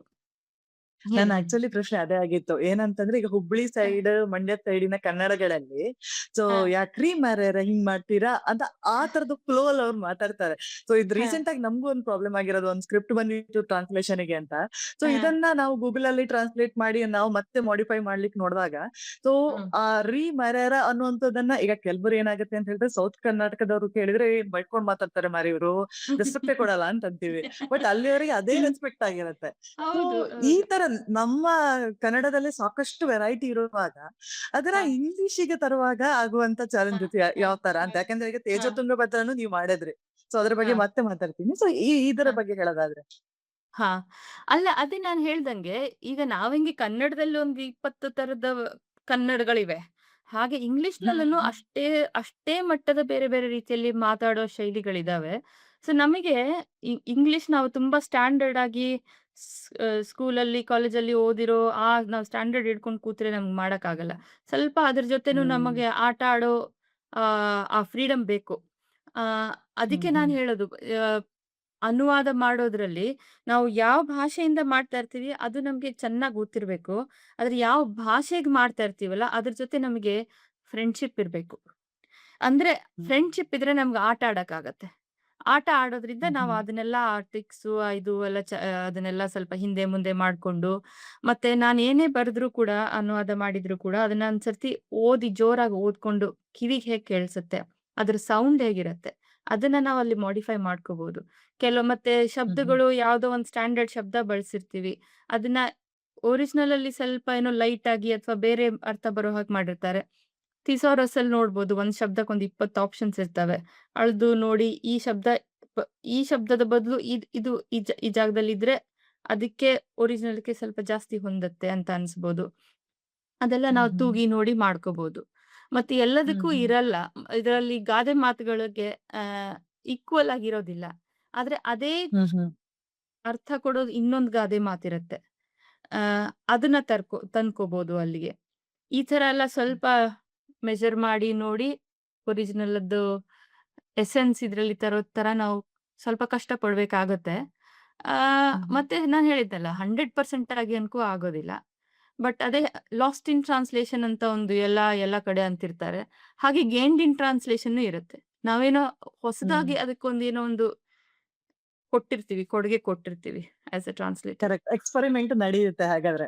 ಎಕ್ಸ್‌ಪೆರಿಮೆಂಟ್ ನಡೆಯತ್ತೆ, ನಡಿಲೇಬೇಕು. ನಡಿದಲ್ಲೇ ಇದ್ರೆ ಅದ್ರಲ್ಲಿ ಏನು ಖುಷಿ ಇಲ್ಲ. ಹಾರ್ಡ್ಲಿ ಎಷ್ಟು ಟೈಮ್ ತಗೊಳತ್ತೆ ಅಂತ ಒಂದು ಸೋರ್ಸ್ ನಿಮಗೆ ಟ್ರಾನ್ಸ್ಲೇಟ್ ಮಾಡ್ಬೇಕು ಅಂತ ಹೇಳಿ ಆದ್ರೆ? ಅದು ಇದ್ರ ಮೇಲೆ ಕೆಲವೊಂದು ಈಗ ತೇಜ ತುಂಗಭದ್ರ ನಾನು ಆರಾಮಾಗಿ ಮಾಡ್ಕೊಂಡೋದೆ. ಅದ್ರಲ್ಲಿ ತುಂಬಾ ನಾನು ಒಂದಿನ 8 5ರಿಂದ 8 ಪೇಜ್ ಆರಾಮಾಗಿ ಒಂದಿನ ಕುತ್ಕೊಂಡ್ರೆ ಮಾಡ್ತಿದ್ದೆ. ಅದ್ರಲ್ಲಿ ಏನಂದ್ರೆ ತೇಜ ತುಂಗಭದ್ರದಲ್ಲಿ ಕಥೆ ತುಂಬಾ ಪ್ರಾಮಿನೆಂಟ್ ಆಗಿದೆ. ಅದರ ಪ್ಲಾಟ್ ಆಗಿರೋದು ಎಕ್ಸಾಕ್ಟ್ಲಿ. ಸ್ಟೋರಿ ಲೈನ್ ತುಂಬಾ ಸ್ಟ್ರಾಂಗ್ ಆಗಿದೆ. ಭಾಷೆಯಲ್ಲಿ ಎಸ್ಪೆಷಲಿ ಜಾಸ್ತಿ ಅದ್ರಲ್ಲಿ ಹಳ್ಳಿ ಹ, ಭಾಷೆ ಆಗಿರ್ಬೋದು. ಸೊ ಈ ಹ, ಫ್ರೇಸ್‌ಗಳು ಜಾಸ್ತಿ ಇರೋದು ತೇಜೋದಂಗ ಪ್ರತ್ತರದಲ್ಲಿ. ನನ್ ಅದೇ ಪ್ರಶ್ನೆ ಇತ್ತು. ಸೊ ಆ ಹ. ಫೀಲ್ ಅನ್ನ ತರೋದು ಅಂದ್ರೆ ನೀವು ಮೇ ಬಿ ಅಲ್ಲಿಂದ ಹುಬ್ಬಳ್ಳಿಲಿ ಇದ್ದಿದ್ ಕಾರಣ ಅದೆಲ್ಲೋ ಈಸಿ ಆಯ್ತಾ? ಸೊ ಹೇಗೆ ಅಂತ? ತೇಜ ತುಂಗಭದ್ರದಲ್ಲಿ ನಾನು ಹೇಳ್ದಾಗೆ ಭಾಷೆಯಲ್ಲಿ ಅಷ್ಟೊಂದು ನನಗೆ ಚಾಲೆಂಜ್ ಆಗ್ಲಿಲ್ಲ ಅದು. ಭಾಷೆ ಚೆನ್ನಾಗಿ ಹ್ಮ್. ಸ್ಮೂತ್ ಆಗಿದೆ. ಮತ್ತೆ ಹ್ಮ್ ವಸೀಚಂದ್ರದ ಹ್ಮ್. ಸ್ಟೈಲ್ ಕೂಡ ಅವ್ರದ್ದು ಹಾಗೆ. ಅವ್ರ ಕತೆ ತುಂಬಾ ಚೆನ್ನಾಗಿ ಕಟ್ಕೋತಾರೆ. ಕತೆ ತುಂಬಾ ಟೈಟ್ ಆಗಿರುತ್ತೆ. ಅದ್ರಲ್ಲಿ ಎಲ್ಲೂ ಒಂದು ಲೂಪ್ ಹೋಲು, ಗ್ಯಾಪು ಇರಲ್ಲ. ಆದ್ರೆ ಭಾಷೆ ಸರಳವಾಗಿ ಇಟ್ಕೋತಾರೆ. ಈವನ್ ಹಳ್ಳಿ ಭಾಷೆ ಆದ್ರೂ ಕೂಡ ಅದರಲ್ಲಿ ಅಷ್ಟು ಕಷ್ಟ ಪಡೋ ತರದ್ದೇನು ಹಾಗಿಲ್ಲ. ನನಗೆ ಭಾಷೆ ಚಾಲೆಂಜಿಂಗ್ ಆಗಿದ್ದಂದ್ರೆ ನಾನು ಮೊದಲು ಮಾಡಿರೋ ಕಾದಂಬರಿ. ಆ ಹ್ಮ್. ಇದು ಹಳ್ಳ ಬಂತು ಹಳ್ಳ. ಆ ಕಾದಂಬರಿನ ಎಲ್ಲ ನಾನು ಹ್ಮ್ ಇಂಗ್ಲಿಷಿಗೆ ಹ್ಮ್ ನಾನು ಫಸ್ಟ್ ಮಾಡಿದೆ. ಅದು ಭಾಷೆಯಲ್ಲಿ ತುಂಬಾ ಯಾಕಂದ್ರೆ ಫಸ್ಟು ಅದು ಆಡ್‌ಭಾಷೆಯಲ್ಲಿದೆ. ಮತ್ತೆ ಆ ನವಲಗುಂದದ ಸ್ಪೆಸಿಫಿಕ್ ಅಲ್ಲಿಯ ಹಳ್ಳಿ ಜನರ ಭಾಷೆ. ಅದ್ರಲ್ಲೂ ಮತ್ತೆ ಜಾತಿಗಳ ಮೇಲೆ ವ್ಯತ್ಯಾಸ ಆಗತ್ತೆ. ಬ್ರಾಹ್ಮಣರು ಮಾತಾಡೋದೊಂದು ಶೈಲಿ ಬೇರೆ. ಲಿಂಗಾಯತರು ಮಾತಾಡೋದೊಂದು ಶೈಲಿ ಬೇರೆ, ಮತ್ತೊಬ್ರು ಮತ್ತೆ ಅದನ್ನ ಅವ್ರು ತುಂಬಾ ಕ್ಲೀನ್, ತುಂಬಾ ಕರೆಕ್ಟ್ ಆಗಿ ಆ ಡಿಫರೆನ್ಸ್ ನ ಮೇಂಟೈನ್ ಮಾಡ್ಕೊಂಡು ಹೋಗಿದ್ದಾರೆ. ಅದನ್ನ ನಾನು ಮಾಡೋದ್ರಲ್ಲಿ ನನ್ಗೆ ಸ್ವಲ್ಪ ಚಾಲೆಂಜ್ ಆಗಿದ್ದು. ಆ ಸೊ ಭಾಷಾ ಕವಿತೆಯಲ್ಲೂ ಕೂಡ ಅದೇ ಚಾಲೆಂಜ್ ಆಗೋದು. ಆ ಸ ಭಾಷೆಯನ್ನ ಮೇನ್ ಇಟ್ಕೊಂಡು ಬರ್ದಿರೋ ಕೃತಿಗಳನ್ನ ಅನುವಾದ ಮಾಡೋದು ಸ್ವಲ್ಪ ಕಷ್ಟ ಜಾಸ್ತಿ. ಕಥೆಯನ್ನ ಹ್ಮ್ ಮೇನ್ ಹ್ಮ್ ಆಗಿ ಇಟ್ಕೊಂಡು ಬರ್ದಿರೋ ಕೃತಿಗಳನ್ನ ಆರಾಮಾಗಿ ಮಾಡ್ಬೋದು. ಅದರಲ್ಲಿ ಟೆನ್ಷನ್ ಇರಲ್ಲ. ಅದ್ರಲ್ಲಿ ಅದ್ರ ಹ್ಮ್ ಖುಷಿಯೇ ಬೇರೆ. ಅದ್ರ ಚಾಲೆಂಜೇ ಬೇರೆ. ಹ್ಮ್. ಅಂಡ್ ಇನ್ನೊಂದೇನು ಅಂತ ಹೇಳಿದ್ರೆ ಭಾರತೀಯ ಸಂವೇದನೆಗಳು ಅಂತೇಳಿ ಒಂದಷ್ಟಿದೆ. ಅದೆಲ್ಲಾ ವಿಚಾರದಲ್ಲೂ ಬರುತ್ತೆ. ಮಡಿಮೈಲಿಗೆ ಆಗಿರ್ಬೋದು, ಸಂಸ್ಕೃತಿ ಆಗಿರ್ಬೋದು, ಆಚಾರ ಆಗಿರ್ಬೋದು, ಹ್ಮ್. ಪದ್ಧತಿಗಳಾಗಿರ್ಬೋದು. ಸೊ ಹ್ಮ್. ಇದೆಲ್ಲಾನು ಕೂಡ ಜಾಗತಿಕ ಭಾಷೆಗೆ ಟ್ರಾನ್ಸ್ಲೇಟ್ ಮಾಡ್ಬೇಕಾದಂತ ಟೈಮಲ್ಲಿ ಸೊ ಹ್ಮ್. ಹ್ಮ್. ಯಾವ ತರ ಇರತ್ತೆ ಅದು ಅಂತ ಹೇಳ್ಕೊಂಡು. ಯಾಕಂದ್ರೆ ಅಂತ ಫ್ರೇಸ್ ಗಳನ್ನೆಲ್ಲ ಹೇಳ್ಬೇಕಾದ್ರೆ. ಪ್ರ ಅ ಕೆಲವೊಂದಕ್ಕೆ ಈಕ್ವಲೆಂಟ್ ಇರಲ್ಲ. ಅದು ಮಾತ್ರ ಹ್ಮ್. ನಿಜಾನೇ. ಆದ್ರೆ ಏನಂದ್ರೆ ಬೇಸಿಕ್ ಹ್ಯೂಮನ್ ಫೀಲಿಂಗ್ಸ್ ಅನ್ಕೋ ಎಲ್ಲಾ ಕಡೆ ಒಂದೇನೆ. ಖುಷಿ ಆಗ್ಬೋದು, ದುಃಖ ಆಗ್ಬೋದು, ಡಿಸಪಾಯಿಂಟ್‌ಮೆಂಟ್ ಆಗ್ಬೋದು, ಮತ್ತಿನ್ನೊಂದೇನಾದ್ರೂ ನಿರಾಶೆ ಆಗ್ಬೋದು, ಗ್ರೀಫ್ ಆಗ್ಬೋದು. ಎಲ್ಲವೂ ಮನುಷ್ಯರು ಎಲ್ಲಿದ್ದಲ್ಲೂನು ಆ ಫೀಲಿಂಗ್ಸ್‌ಗಳು ಇದ್ದೇ ಇದಾವೆ. ಸೊ ಅದು Correct. ಮೋಸ್ಟ್ ಬೇಸಿಕ್ ಅದೇ. ಆಚಾರ, ವಿಚಾರ, ಈ ಟ್ರೆಡಿಷನ್‌ಗಳು ಅವೆಲ್ಲ ಈಕ್ವಲೆಂಟ್ ಆಗಿರಲ್ಲ. ಕೆಲವೊಂದ್ ಜಾಗಗಳಲ್ಲಿ ನಾವು ಏನ್ ಮಾಡ್ಬೇಕಾಗತ್ತೆ, ಸ್ವಲ್ಪ ಬಿಡಿಸಿ ಎಕ್ಸ್‌ಪ್ಲೇನ್ ಮಾಡ್ಬೇಕಾಗತ್ತೆ. ಈಗ ಸುಮ್ನೆ ಬರೀ ಮಡಿ ಮೈಲ್ಗೆ ಅಂತ ಇದ್ದಿದ್ ಶಬ್ದನ ನಾವು ಅದನ್ನ ಬರೀ ಇಂಗ್ಲಿಷ್‌ನಲ್ಲಿ ಪ್ಯೂರಿಟಿ, ಪೊಲ್ಯೂಷನ್ ಅಂತ ಮಾಡ್ಕೋತಾರೆ. ಅದರಿಂದ ಆ ಅದ್ರ ಇಫೆಕ್ಟ್ ಬರಲ್ಲ. ಬಟ್ ಆ ಜಾಗದಲ್ಲಿ ನಾವು ಒಂದ್ ಸ್ವಲ್ಪ ಅದನ್ನ ಬಿಚ್ಚಿಟ್ಟು ಅದು ಹಂಗಂದ್ರೆ ಏನು ಅಂತ ಆದ್ರೆ ಹೆಂಗೆ ಈ ಎನ್ಸೈಕ್ಲೋಪೀಡಿಯಲ್ಲಿ ಹೇಳ್ದಂಗೆ ಹೇಳಿರ್ಬಾರ್ದು. ಆ ಕಥೆ ಒಳಗನೆ ಬರೋ ಹಾಗೆ ನಾವು ಸ್ವಲ್ಪ ಫೀಲ್ ಬರೋ ಹೆಣ್ಕೊಂಡು ಹಾಗೆ. ಅಲ್ಲಿ ಒಂದ್ ಹ್ಮ್. ಸೆಂಟೆನ್ಸ್ ಆಡ್ ಮಾಡಿ ಹಂಗಂದ್ರೆ ಏನು ಅಂತ ಅದನ್ನ ಬಿಚ್ಚಿಟ್ಕೊಂಡ್ರೆ ಅಲ್ಲಿ ಆಮ್, ಇದಾಗತ್ತೆ. ನಾನು ಇದ್ರಲ್ಲಿ ಎಂತದು ಆಮ್, ಈ ಇದು ನಾನು ಫಸ್ಟ್ ಮಾಡಿರೋದು. ಆ ಹಳ್ಳ ಬಂತು ಹಳ್ಳ, ಅದನ್ನ ನಾನು ಹಳ್ಳ ಹ್ಯಾಂಡ್‌ಫುಲ್ ಆಫ್ ಬಂತು ಹೊಳ್. ಸೆಸಮಿ ಅಂತ. ಅದ್ರಲ್ಲಿ ಹ್ಮ್ ತುಂಬಾ ಹ್ಮ್. ಪೂರ್ತಿ ಟ್ರೆಡಿಷನಲ್ಲೇ ಇದೆ ಆ ಕಥೆ ಪೂರ್ತಿ. ಅದ್ರಲ್ಲೆಲ್ಲ ಮನೆಯಲ್ಲಿ ಮಾಡೋ ಮಡಿ, ಮೈಲ್ಗೆ, ಆಮೇಲೆ ಮಡಿ ಹೆಂಗ್ಸು ಅವ್ರ ತಲೆ ಬೋಳ್ಸಿರ್ತಾರೆ. ಆಮ್, ಅದೆಲ್ಲ ಮತ್ತೆ ಇದ್ರಲ್ಲಿ ಈ ಫಂಕ್ಷನ್‌ಗಳಲ್ಲಿ ಹೆಂಗಸ್ರು ಗಂಡನ ಹೆಸರು ಹೇಳೋಕೆ ಒಗಟಾಕಿ ಹೆಸರು ಮುಜುಗರ. ಹೇಳೋದು. ಆ ಹ್ಮ್ ಅದನ್ನೆಲ್ಲ ಹ್ಮ್. ನಾನು ಆ ಒಗಟನ್ನ ಸುಮ್ಮನೆ ಹಿಂಗೆ ಏನೋ ಅಂತ ಹಿಂಗ್ ಶಿ ಸೆಡ್ ದಿಸ್ ರಿಡ್ಲ್ ಅಂತ ಹೇಳ್ಬಿಟ್ಟು ಮುಗಿಸಿಬಿಟ್ರೆ, ಅಲ್ಲಿ ಗೊತ್ತಾಗಲ್ಲ ಹ್ಮ್. ಅದು ಏನು ಅಂತ. ಅದಕ್ಕೆ ನಾನು ಅಲ್ಲಿ ಸ್ವಲ್ಪ ಎಕ್ಸ್‌ಪ್ಲೇನ್ ಮಾಡಿದೆ. ಹಿಂಗೆ ಆ ಗಂಡನ ಹೆಸರು ನಾರ್ಮಲ್ ಭಾಷೆಯಲ್ಲಿ ಗಂಡನ ಹೆಸರು ಹೇಳ್ತಿರಲ್ಲ. ಅದಕ್ಕೆ ಸ್ವಲ್ಪ ರಿಲೀಫ್ ಸಿಗಲಿ ಸ್ವಲ್ಪ ಅಂತ ಹಿಂಗೇನಾದ್ರು ಹೆಣ್ಮಕ್ಳು ಫಂಕ್ಷನ್ ಇದ್ದಾಗ, ಅದರಲ್ಲಿ ಒಂದು ಕವಿತೆ ಮುಖಾಂತರ ಅಥವಾ ಒಗಟಿನ ಮುಖಾಂತರ ಒಳಗಡೆ ಹೆಸರು ಹೇಳಿ ಮಾಡಿದ್ರೆ ಅದೊಂದು ರಿಲೀಫ್ ಇರುತ್ತೆ. ಅವ್ರು ತಮಾಷೆ ಇರತ್ತೆ. ಒಬ್ರಿಗೊಬ್ರು ತಮಾಷೆ ಮಾಡ್ಕೊಳ್ತಾರೆ ಅಂತ ಅದನ್ನ ನಾನು ಎಕ್ಸ್‌ಪ್ಲೇನ್ ಮಾಡಿ, ಆಮೇಲೆ ಆ ಒಗಟನ್ನ ನಾನು ಟ್ರಾನ್ಸ್‌ಲೇಟ್ ಮಾಡಿದೆ. ಸೊ ಈ ತರ ಅ ಯಾವ್ದಾದ್ರು ಲೈನ್ ಓದ್ಬೋದಾ ಅಂತ ಹೇಳಿ? ಇಲ್ಲೊಂದು ಸಾಲಿದೆ ನೋಡಿ. ಆ ಮದ್ವೆ ಓಕೆ. ಅನೌನ್ಸ್ ಮಾಡ್ತಾರೆ. ಮದ್ವೆನ ಅಲ್ಲಿ ಹ್ಮ್. ಒಬ್ರು ಆ ಕಡೆ ಕಾಶಿಯಿಂದ ತಪ್ಪಿಸ್ಕೊಂಡು ಇದನ್ನ 1857 ಆ ರೆವಲ್ಯೂಷನ್ ಆದಾಗ ಕಾಶಿಯಿಂದ ತಪ್ಪಿಸ್ಕೊಂಡು ಈ ಕಡೆ ಧಾರವಾಡದ ಕಡೆ ಬಂದು ಅಲ್ಲೇ ಅವರು ಉಳ್ಕೊಂಡ್ಬಿಡ್ತಾರೆ. ಇಡೀ ಜೀವನ ಅವ್ರು ಅಲ್ಲೇ ಕಳೀತಾರೆ. ಅಲ್ಲೇ ಮದ್ವೆ ಆಗ್ತಾರೆ. ಅಲ್ಲೇ ಮಕ್ಳು, ಮೊಮ್ಮಕ್ಳು ಅದು ಅವ್ರ ಕಥೆ ಅದು ಮುಂದೆ ಇರೋದು. ಹ್ಮ್. ಸೊ ಅಲ್ಲಿ ಅವ್ರ ಭಾಷೆ ಬರದಲ್ಲೇ ಇದ್ದು ಅಲ್ಲಿ ಯಾರೋ ಲೋಕಲ್ ಹಳ್ಳಿಯ ಒಬ್ರು ಯಾರೋ ಬಡ ಬ್ರಾಹ್ಮಣರು ಒಬ್ರು ಯಾರೋ ಇವ್ನ್ ಯಾರೋ ಇದ್ದಾನೆ ಬ್ರಾಹ್ಮಣರನ್ನು ಇವನ್ ಜೊತೆ ನಮ್ ಮಗಳ್ ಮದ್ವೆ ಮಾಡ್ಬಿಟ್ರೆ ವರದಕ್ಷಿಣೆ ಉಳ್ಕೊಳತ್ತೆ ಅಂತೇನೋ ಅವ್ರು ಮದ್ವೆ ಮಾಡ್ಬಿಡ್ತಾರೆ. ಆಮ್, ಅವಾಗ ಈ ಮದ್ವೆ ಅನೌನ್ಸ್‌ಮೆಂಟ್ ಇರುತ್ತಲ್ಲ, ನಾವು ಕಾರ್ಡ್‌ಗಳಲ್ಲೂ ನೋಡ್ತೀವಿ. ಅದು ಎಂತದು ಪಂಚಾಂಗ ಅದು ಇದು ಎಲ್ಲಾ ಮೆನ್ಷನ್ ಹ್ಮ್. ಮಾಡಿರ್ತಾರೆ. ದಿನ ಅದೇ ನೋಡೋದು. ತರ ಹ್ಮ್. ಅದೇ ತರ ಇದು ಆ ಮದುವೆದು ಅನೌನ್ಸ್‌ಮೆಂಟ್ ಇದ್ರಲ್ಲಿ ಒರಿಜಿನಲ್ ಪುಸ್ತಕದಲ್ಲಿದೆ. ಅದನ್ನ ನಾನು ಇದು ಮಾಡಿದ್ದೀನಿ. So finally, by the grace of Master Harivayu, in the year 1782 of the name Raudra of the Shalivahana era, in the pure month of Vaishakha, with the mercy of the Guru, the groom of the name Kamalacharya of the city Kashi, born in the Bharadwaj clan, and the bride of the name Chi Kum Saukam Savitribai, the daughter of the Vedic Brahmin Munavalli Yankarnachar, born in the Kashyapa clan in the 51st year of Brahma, the eon of Shvetavaraha and the lifetime of the seventh man, and so on. In the town of Navalgund, in the presence of elders and well-wishers, were wed to the tunes of the traditional song Let's Lay into Her Lap Fruits of Many Kinds, played by bandmaster Jamal Saab. So ಅದ್ರಲ್ಲಿ ಹ್ಮ್ ಈಗ ಸ್ವಲ್ಪ ಇದು ನೋಡಿ ಕೆಲವೊಂದು ಶಬ್ದಗಳು ಗೊತ್ತಾಗಲ್ಲ ಇಂಗ್ಲಿಷ್‌ನಲ್ಲಿ. ಆದ್ರೆ ಕರೆಕ್ಟ್ ಕರೆಕ್ಟ್ ಆ ಆ ಒರಿಜಿನಲ್ ಇದ್ರಲ್ಲಿ ಅದೊಂಥರ ಒಂದು ಈ ಹಾಡ್ ಹೇಳ್ದಂಗೆ, ಒಂದು ರೆಸಿಟೇಷನ್ ಹೇಳ್ದಂಗೆ ಅದಿರತ್ತೆ. ನಾನ್ ಆ ರೆಸಿಟೇಷನ್ ಫೀಲಿಂಗ್ ಹೆಂಗಿರ್ಬೇಕು ಹಂಗೆ ಸ್ವಲ್ಪ ಸ್ಟ್ರೇಂಜ್ ಆಗಿರತ್ತೆ ಓದೋದ್ರಲ್ಲಿ. ಬಟ್ ಇದ್ರೆ ಪರವಾಗಿಲ್ಲ. ಬಟ್ ಅವ್ರಿಗೆ ಆ ಆ ಆ ಫೀಲಿಂಗ್, ಆ ಹಾಡಿನ ಇದು, ಆ ರಿದಮ್ ಬರ್ಬೇಕು. ಸೊ ಹಾಗೆ ಮಾಡಿದ್ದೀನಿ. ಸೊ ಪ್ರತಿ ಹ್ಮ್ ಹ್ಮ್ ಪ್ರತಿ ನೋಡಲ್ಲೂ ಕೂಡ ಪ್ರತಿ ಸರ್ತಿ ಒಂದು ಚಾಲೆಂಜ್ ಆಗತ್ತೆ.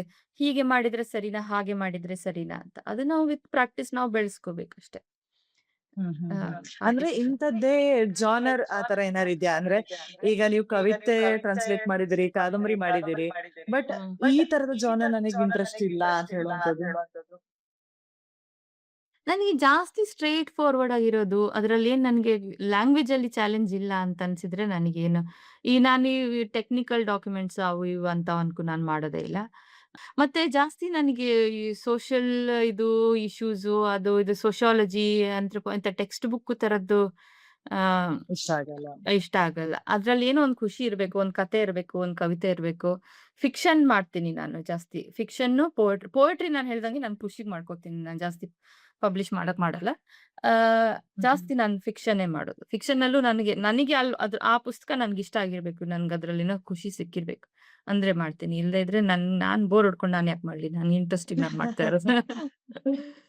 Correct correct. ಅಂಡ್ ಈಗ ಎಐ ಬಗ್ಗೆ ಮಾತಾಡೋದಾದ್ರೆ, ಸೊ ಹಾ. ಒಂಥರ ರೆವಲ್ಯೂಷನ್ ತರ, ಇನ್ನೊಂದ್ ದೊಡ್ಡ ವಾರ್ ಅಂತಾನೆ ಹೇಳ್ಬೋದು ಇದನ್ನ. ಸೊ ಹ್ಮ್. ಎಲ್ಲಾ ಫೀಲ್ಡ್ಗೂ ಟಚ್ ಮಾಡ್ತಾ ಇದೆ ಈ ಎಐ ಹೌದು. ಅನ್ನುವಂತ ಕೃತಕ ಬುದ್ಧಿಮತ್ತೆ ಅನ್ನುವಂತ ಒಂದು ಕಾನ್ಸೆಪ್ಟ್. ಹಾ. ಅಗೈನ್ ಇವಾಗ ಅನುವಾದಕರ ಕುತ್ತಿಗೆ ತನಕ ಬಂದಿದೆ ಅಂತಾನೆ ಹೇಳ್ಬೋದೇನು. ಹ್ಮ್. ಹ್ಮ್. ಅಂದ್ರೆ ಈಗ ನೀವ್ ಆ ಆಂಗಲ್ ಅಲ್ಲಿ ನೋಡೋದಾದ್ರೆ, ಸೊ ಈಗ ಎಷ್ಟೋ ಹ್ಮ್. ಎಐ ಟೂಲ್ಸ್ ಗಳಿದೆ, ಟ್ರಾನ್ಸ್ಲೇಷನ್ ಹ್ಮ್. ಮಾಡುವಂತ ಎಐ ಟೂಲ್ಸ್ ಗಳು. ಹ್ಮ್. ಅದ್ರಲ್ಲಿ ಹ್ಮ್. ನಿಮಗೆ ಹ್ಮ್. ಅಮೆರಿಕನ್ ಲ್ಯಾಂಗ್ವೇಜ್ ಅಲ್ಲಿ ಟ್ರಾನ್ಸ್ಲೇಟ್ ಮಾಡ್ಕೊಡು ಅಂತ ಹೇಳಿದ್ರೆ ಮಾಡ್ಕೊಡುವಂತದ್ದಿದೆ, ಬ್ರಿಟಿಷ್ ಲ್ಯಾಂಗ್ವೇಜ್. ಸೊ ಎಲ್ಲಾ ತರದ ಹ್ಮ್. ಆಪ್ಷನ್ ಅನ್ನ ಹಾಕಿ ಕೊಟ್ರು ಅದು ಮಾಡುವಂತದ್ದಿದೆ. ಬಟ್ ಹ್ಮ್. ಇದು ಆಕ್ಚುಯಲ್ ಟ್ರಾನ್ಸ್ಲೇಟರ್ ಗೆ ಯಾವ ತರದ ಇನ್ಫ್ಲುಯೆನ್ಸ್ ಆಗುತ್ತೆ ಅನ್ನೋದು ನನ್ನ ಪ್ರಶ್ನೆ. ನೋಡಿ, ಎಐ ನೀವ್ ಹೇಳ್ದಂಗೆ ಎಲ್ಲಾ ಫೀಲ್ಡ್‌ಗೂ ಬಂದಿದೆ. ಎಲ್ರ ಕುತ್ತಿಗೆಗೂ ಬಂದಿದೆ. ನಾವು ಹ್ಮ್ ಅನುವಾದಕರು ಒಬ್ರು ಅದ್ರಲ್ಲಿ. ಎಲ್ಲಾ ರೀತಿ ಈಗ ಎಷ್ಟು ಜಾಬ್ಸ್ ಹೋಗ್ತಾ ಇದಾವೆ. ಇಂಜಿನಿಯರಿಂಗ್ ಅಲ್ಲಿ, ಮ್ಯಾನೇಜ್ಮೆಂಟ್ ಅಲ್ಲಿ ಮ್ಯಾಕ್ಸಿಮಮ್ ಈಗ ಕೆಲ್ಸಗಳು ಹೊರಟೋಗಿರೋದು ಅದ್ರಲ್ಲಿ. ಆಮ್, ಆರ್ಟಿಸ್ಟ್‌ಗಳು ಇದು ಇದು ಒಂದು ಏನಂದ್ರೆ ಎಥಿಕ್ಸ್ ಬಗ್ಗೆ ಯೋಚನೆ ಮಾಡ್ದಲ್ಲೇ ಒಂದೇನೋ ಡೆವಲಪ್ ಮಾಡಿ ಒಂದು ರಾಕ್ಷಸ ತಯಾರು ಮಾಡಿಟ್ಟಿರೋಂತ ಕೆಲಸ ಇದು. ಇದು ಗೊತ್ತಿದ್ದಿದ್ದೇನೆ. ಇನ್ನು ಹ್ಮ್ ಅದನ್ನ ಕಂಟ್ರೋಲ್ ಮಾಡೋದಂದ್ರೆ ನೋಡಿ ನಾವಷ್ಟೇ ಅಲ್ಲ. ಮೊನ್ನೆ ಎಲ್ಲೋ ಒಂದು ಯಾವ್ದೋ ಪಾಡ್‌ಕಾಸ್ಟ್ ಅಲ್ಲಿ ನೋಡ್ತಾ ಇದ್ದೆ. ಒಬ್ರು ಯಾರೋ ಎಐ ಅನಲೈಸ್ ಮಾಡಿ ಆಮ್, ರೊಬೋಟಿಕ್ ಅಪೋಕಲಿಪ್ಸ್ ಅಂದ್ರೆ ಅವೆಲ್ಲ ನಮ್ಮನ್ನ ಕಂಟ್ರೋಲ್ ಮಾಡ್ಕೊಂಡು ಜಗತ್ತಿನ 75% ಜನರನ್ನ ನಾಶ ಮಾಡೋ ಕೆಪಾಸಿಟಿ ವಿದಿನ್ 5 ಟು 8 ಇಯರ್ಸ್ ಇದೆ ಅದಕ್ಕೆ ಅಂತ. ಕರೆಕ್ಟ್. ಅಂಥದ್ರಲ್ಲಿ ಆಲ್ರೆಡಿ ಬೆಂಗಳೂರಲ್ಲಿ ಒಂದು ಸ್ಟಾರ್ಟ್ ಆಗಿದೆ ಅಂತ ನೋಡಿದ್ದೆ ನಾನು. ಒಂದು ಫುಲ್ ಮ್ಯಾನುಫ್ಯಾಕ್ಚರಿಂಗ್ ಕಂಪನಿಯಲ್ಲಿ ಇರುವಂತ ಎಲ್ಲಾ ಮಿಷಿನ್ ರನ್ ಮಾಡೋದು ಒಂದು ರಾಬೋಟ್ ಅಂತೆ. ಹಾ. ನೋಡಿ ಎಷ್ಟು ಹೌದು. ಜಾಬ್ಸ್ ಹ್ಮ್ ಹೊರಟೋಯ್ತು ಅಲ್ಲಿ. ಹ್ಮ್ ಆ, ಇದೆಲ್ಲ ಆಗ್ತಾ ಇದೆ. ಸೊ ಅನುವಾದ ಬರವಣಿಗೆ ಒಂದು ಪಾರ್ಟ್ ಅದ್ರಲ್ಲಿ ಅಷ್ಟೇ. ಸೊ ಹ್ಮ್ ಹ್ಮ್ ಡೇಂಜರ್ ಅನ್ಕೂ ಇದೆ. ಇನ್ನು ಅದಕ್ಕೆ ಏನ್ ಮಾಡ್ಬೋದಂದ್ರೆ ನಾವು ಲೆಜಿಸ್ಲೇಷನ್ ಮಾಡಿಸ್ಬೋದು.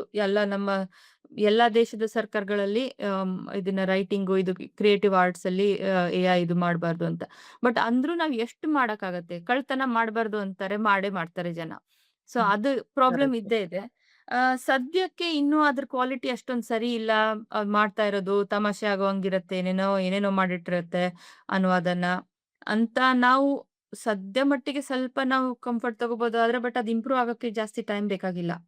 ಆಮ್, ಹ್ಮ್ ಈಗ ನಾವು ಡೈರೆಕ್ಟ್ ಅದು ವರ್ಡ್ ಟು ವರ್ಡ್ ಮಾಡತ್ತೆ ಅಂದ್ರೆ, ನಾವು ಯಾರೋ ಭಾವ ಅನ್ನೋದು ಮಾಡಿರೋ ಅವರ ಕೆಲ್ಸನ ಅದು ವಿತೌಟ್ ಪರ್ಮಿಷನ್ ಸ್ಕ್ರೇಪ್ ಮಾಡ್ತಾ ಇದ್ದಾರೆ ಈಗ. ಈಗ ಯಾರೋ ಹಾಗೆ ಮಾಡಿಟ್ಟಿದ್ದಾರೆ ಅಂತ ಅದನ್ನ ತಗೊಂಡು ಅದರ ಮಾಡೆಲ್ ಟ್ರೈನಿಂಗ್ ಕೊಟ್ರೆ ಅದು ಮಾಡಕ್ ಶುರು ಮಾಡತ್ತೆ. ಇನ್ನು ಜಾಸ್ತಿ ಟೈಮ್ ಇಲ್ಲ. ಆಗತ್ತೆ. ಆಮ್, ಏನಂದ್ರೆ ನಾವು ಎಐ ಇಂದ ಬರೀ ಡಾಕ್ಯುಮೆಂಟೇಶನ್ ಇದು ಟೆಕ್ನಿಕಲ್ ಅದಕ್ಕೆ ಅಷ್ಟೇ ಅಂತ ಬಿಟ್ಟು ಲಿಟ್ರೇಚರ್‌ಗೆ ಅದಕ್ಕೆ ಪರ್ಮಿಷನ್ ಕೊಡಬಾರ್ದು ಅಂತ ಲೆಜಿಸ್ಲೇಷನ್ ಮಾಡಿಸ್ಕೋಬಹುದು. ಪ್ರೊಟೆಸ್ಟ್ ಮಾಡ್ಬೋದು. ಈಗ ಮಾಡ್ತಾ ಇದ್ದಾರೆ ರೈಟರ್ಸ್‌ಗಳೆಲ್ಲ ಸುಮಾರು ಜನ ಮಾಡ್ತಾ ಇದ್ದಾರೆ. ಮೊನ್ನೆ ಹ್ಮ್. ಲಂಡನ್ ಬುಕ್ ಫೇರ್ ಅಲ್ಲಿ ಮಾಡಿದ್ರು. ಅದನ್ನ ಸರ್ಕಾರಗಳು ಗಮನ ಕೊಡ್ತಾ ಇದ್ದಾವೆ. ಇನ್ನೂ ಜಾಸ್ತಿ ಕೊಡ್ಬೇಕು. ಅಷ್ಟೇ ಹೊರತಾಗಿ ಇದು ಬರೀ ನಮ್ಗಷ್ಟೇ ಅಲ್ಲ, ನಾನು ಹೇಳ್ದಂಗೆ ಇದು ಹೋಲಿಸ್ಟಿಕ್ ಎಲ್ಲಾ ರೀತಿಯಿಂದ ಎಐ ದುಷ್ಪರಿಣಾಮ ನಡೀತಾನೆ ಇದೆ. ಅದನ್ನ ಕಂಟ್ರೋಲ್ ಮಾಡ್ದಲೇ ಇದ್ರೆ ಯಾವ್ದೂ ಉಳಿಯಲ್ಲ. ನಾವು ಆಮೇಲೆ ಓದುಗ್ರೆ ಉಳ್ದಿಲ್ಲ ಅಂದ್ರೆ ನಾವು ಬರ್ಕೊಂಡಾದ್ರೂ ನಾವ್ ಏನ್ ಮಾಡಿ ಯಾರ್ ಓದೋರು ಅದನ್ನ? ಕರೆಕ್ಟ್. ಅಲ್ವಾ? ಮತ್ತೆ ನಾನು ಹೇಳ್ದಂಗೆ ನಾನ್ ಮಾಡೋದೆಲ್ಲ ಹೆಚ್ಚಾನೆಚ್ಚು ನನ್ ಖುಷಿಗೋಸ್ಕರ ಮಾಡ್ಕೊಳ್ಳೋದು.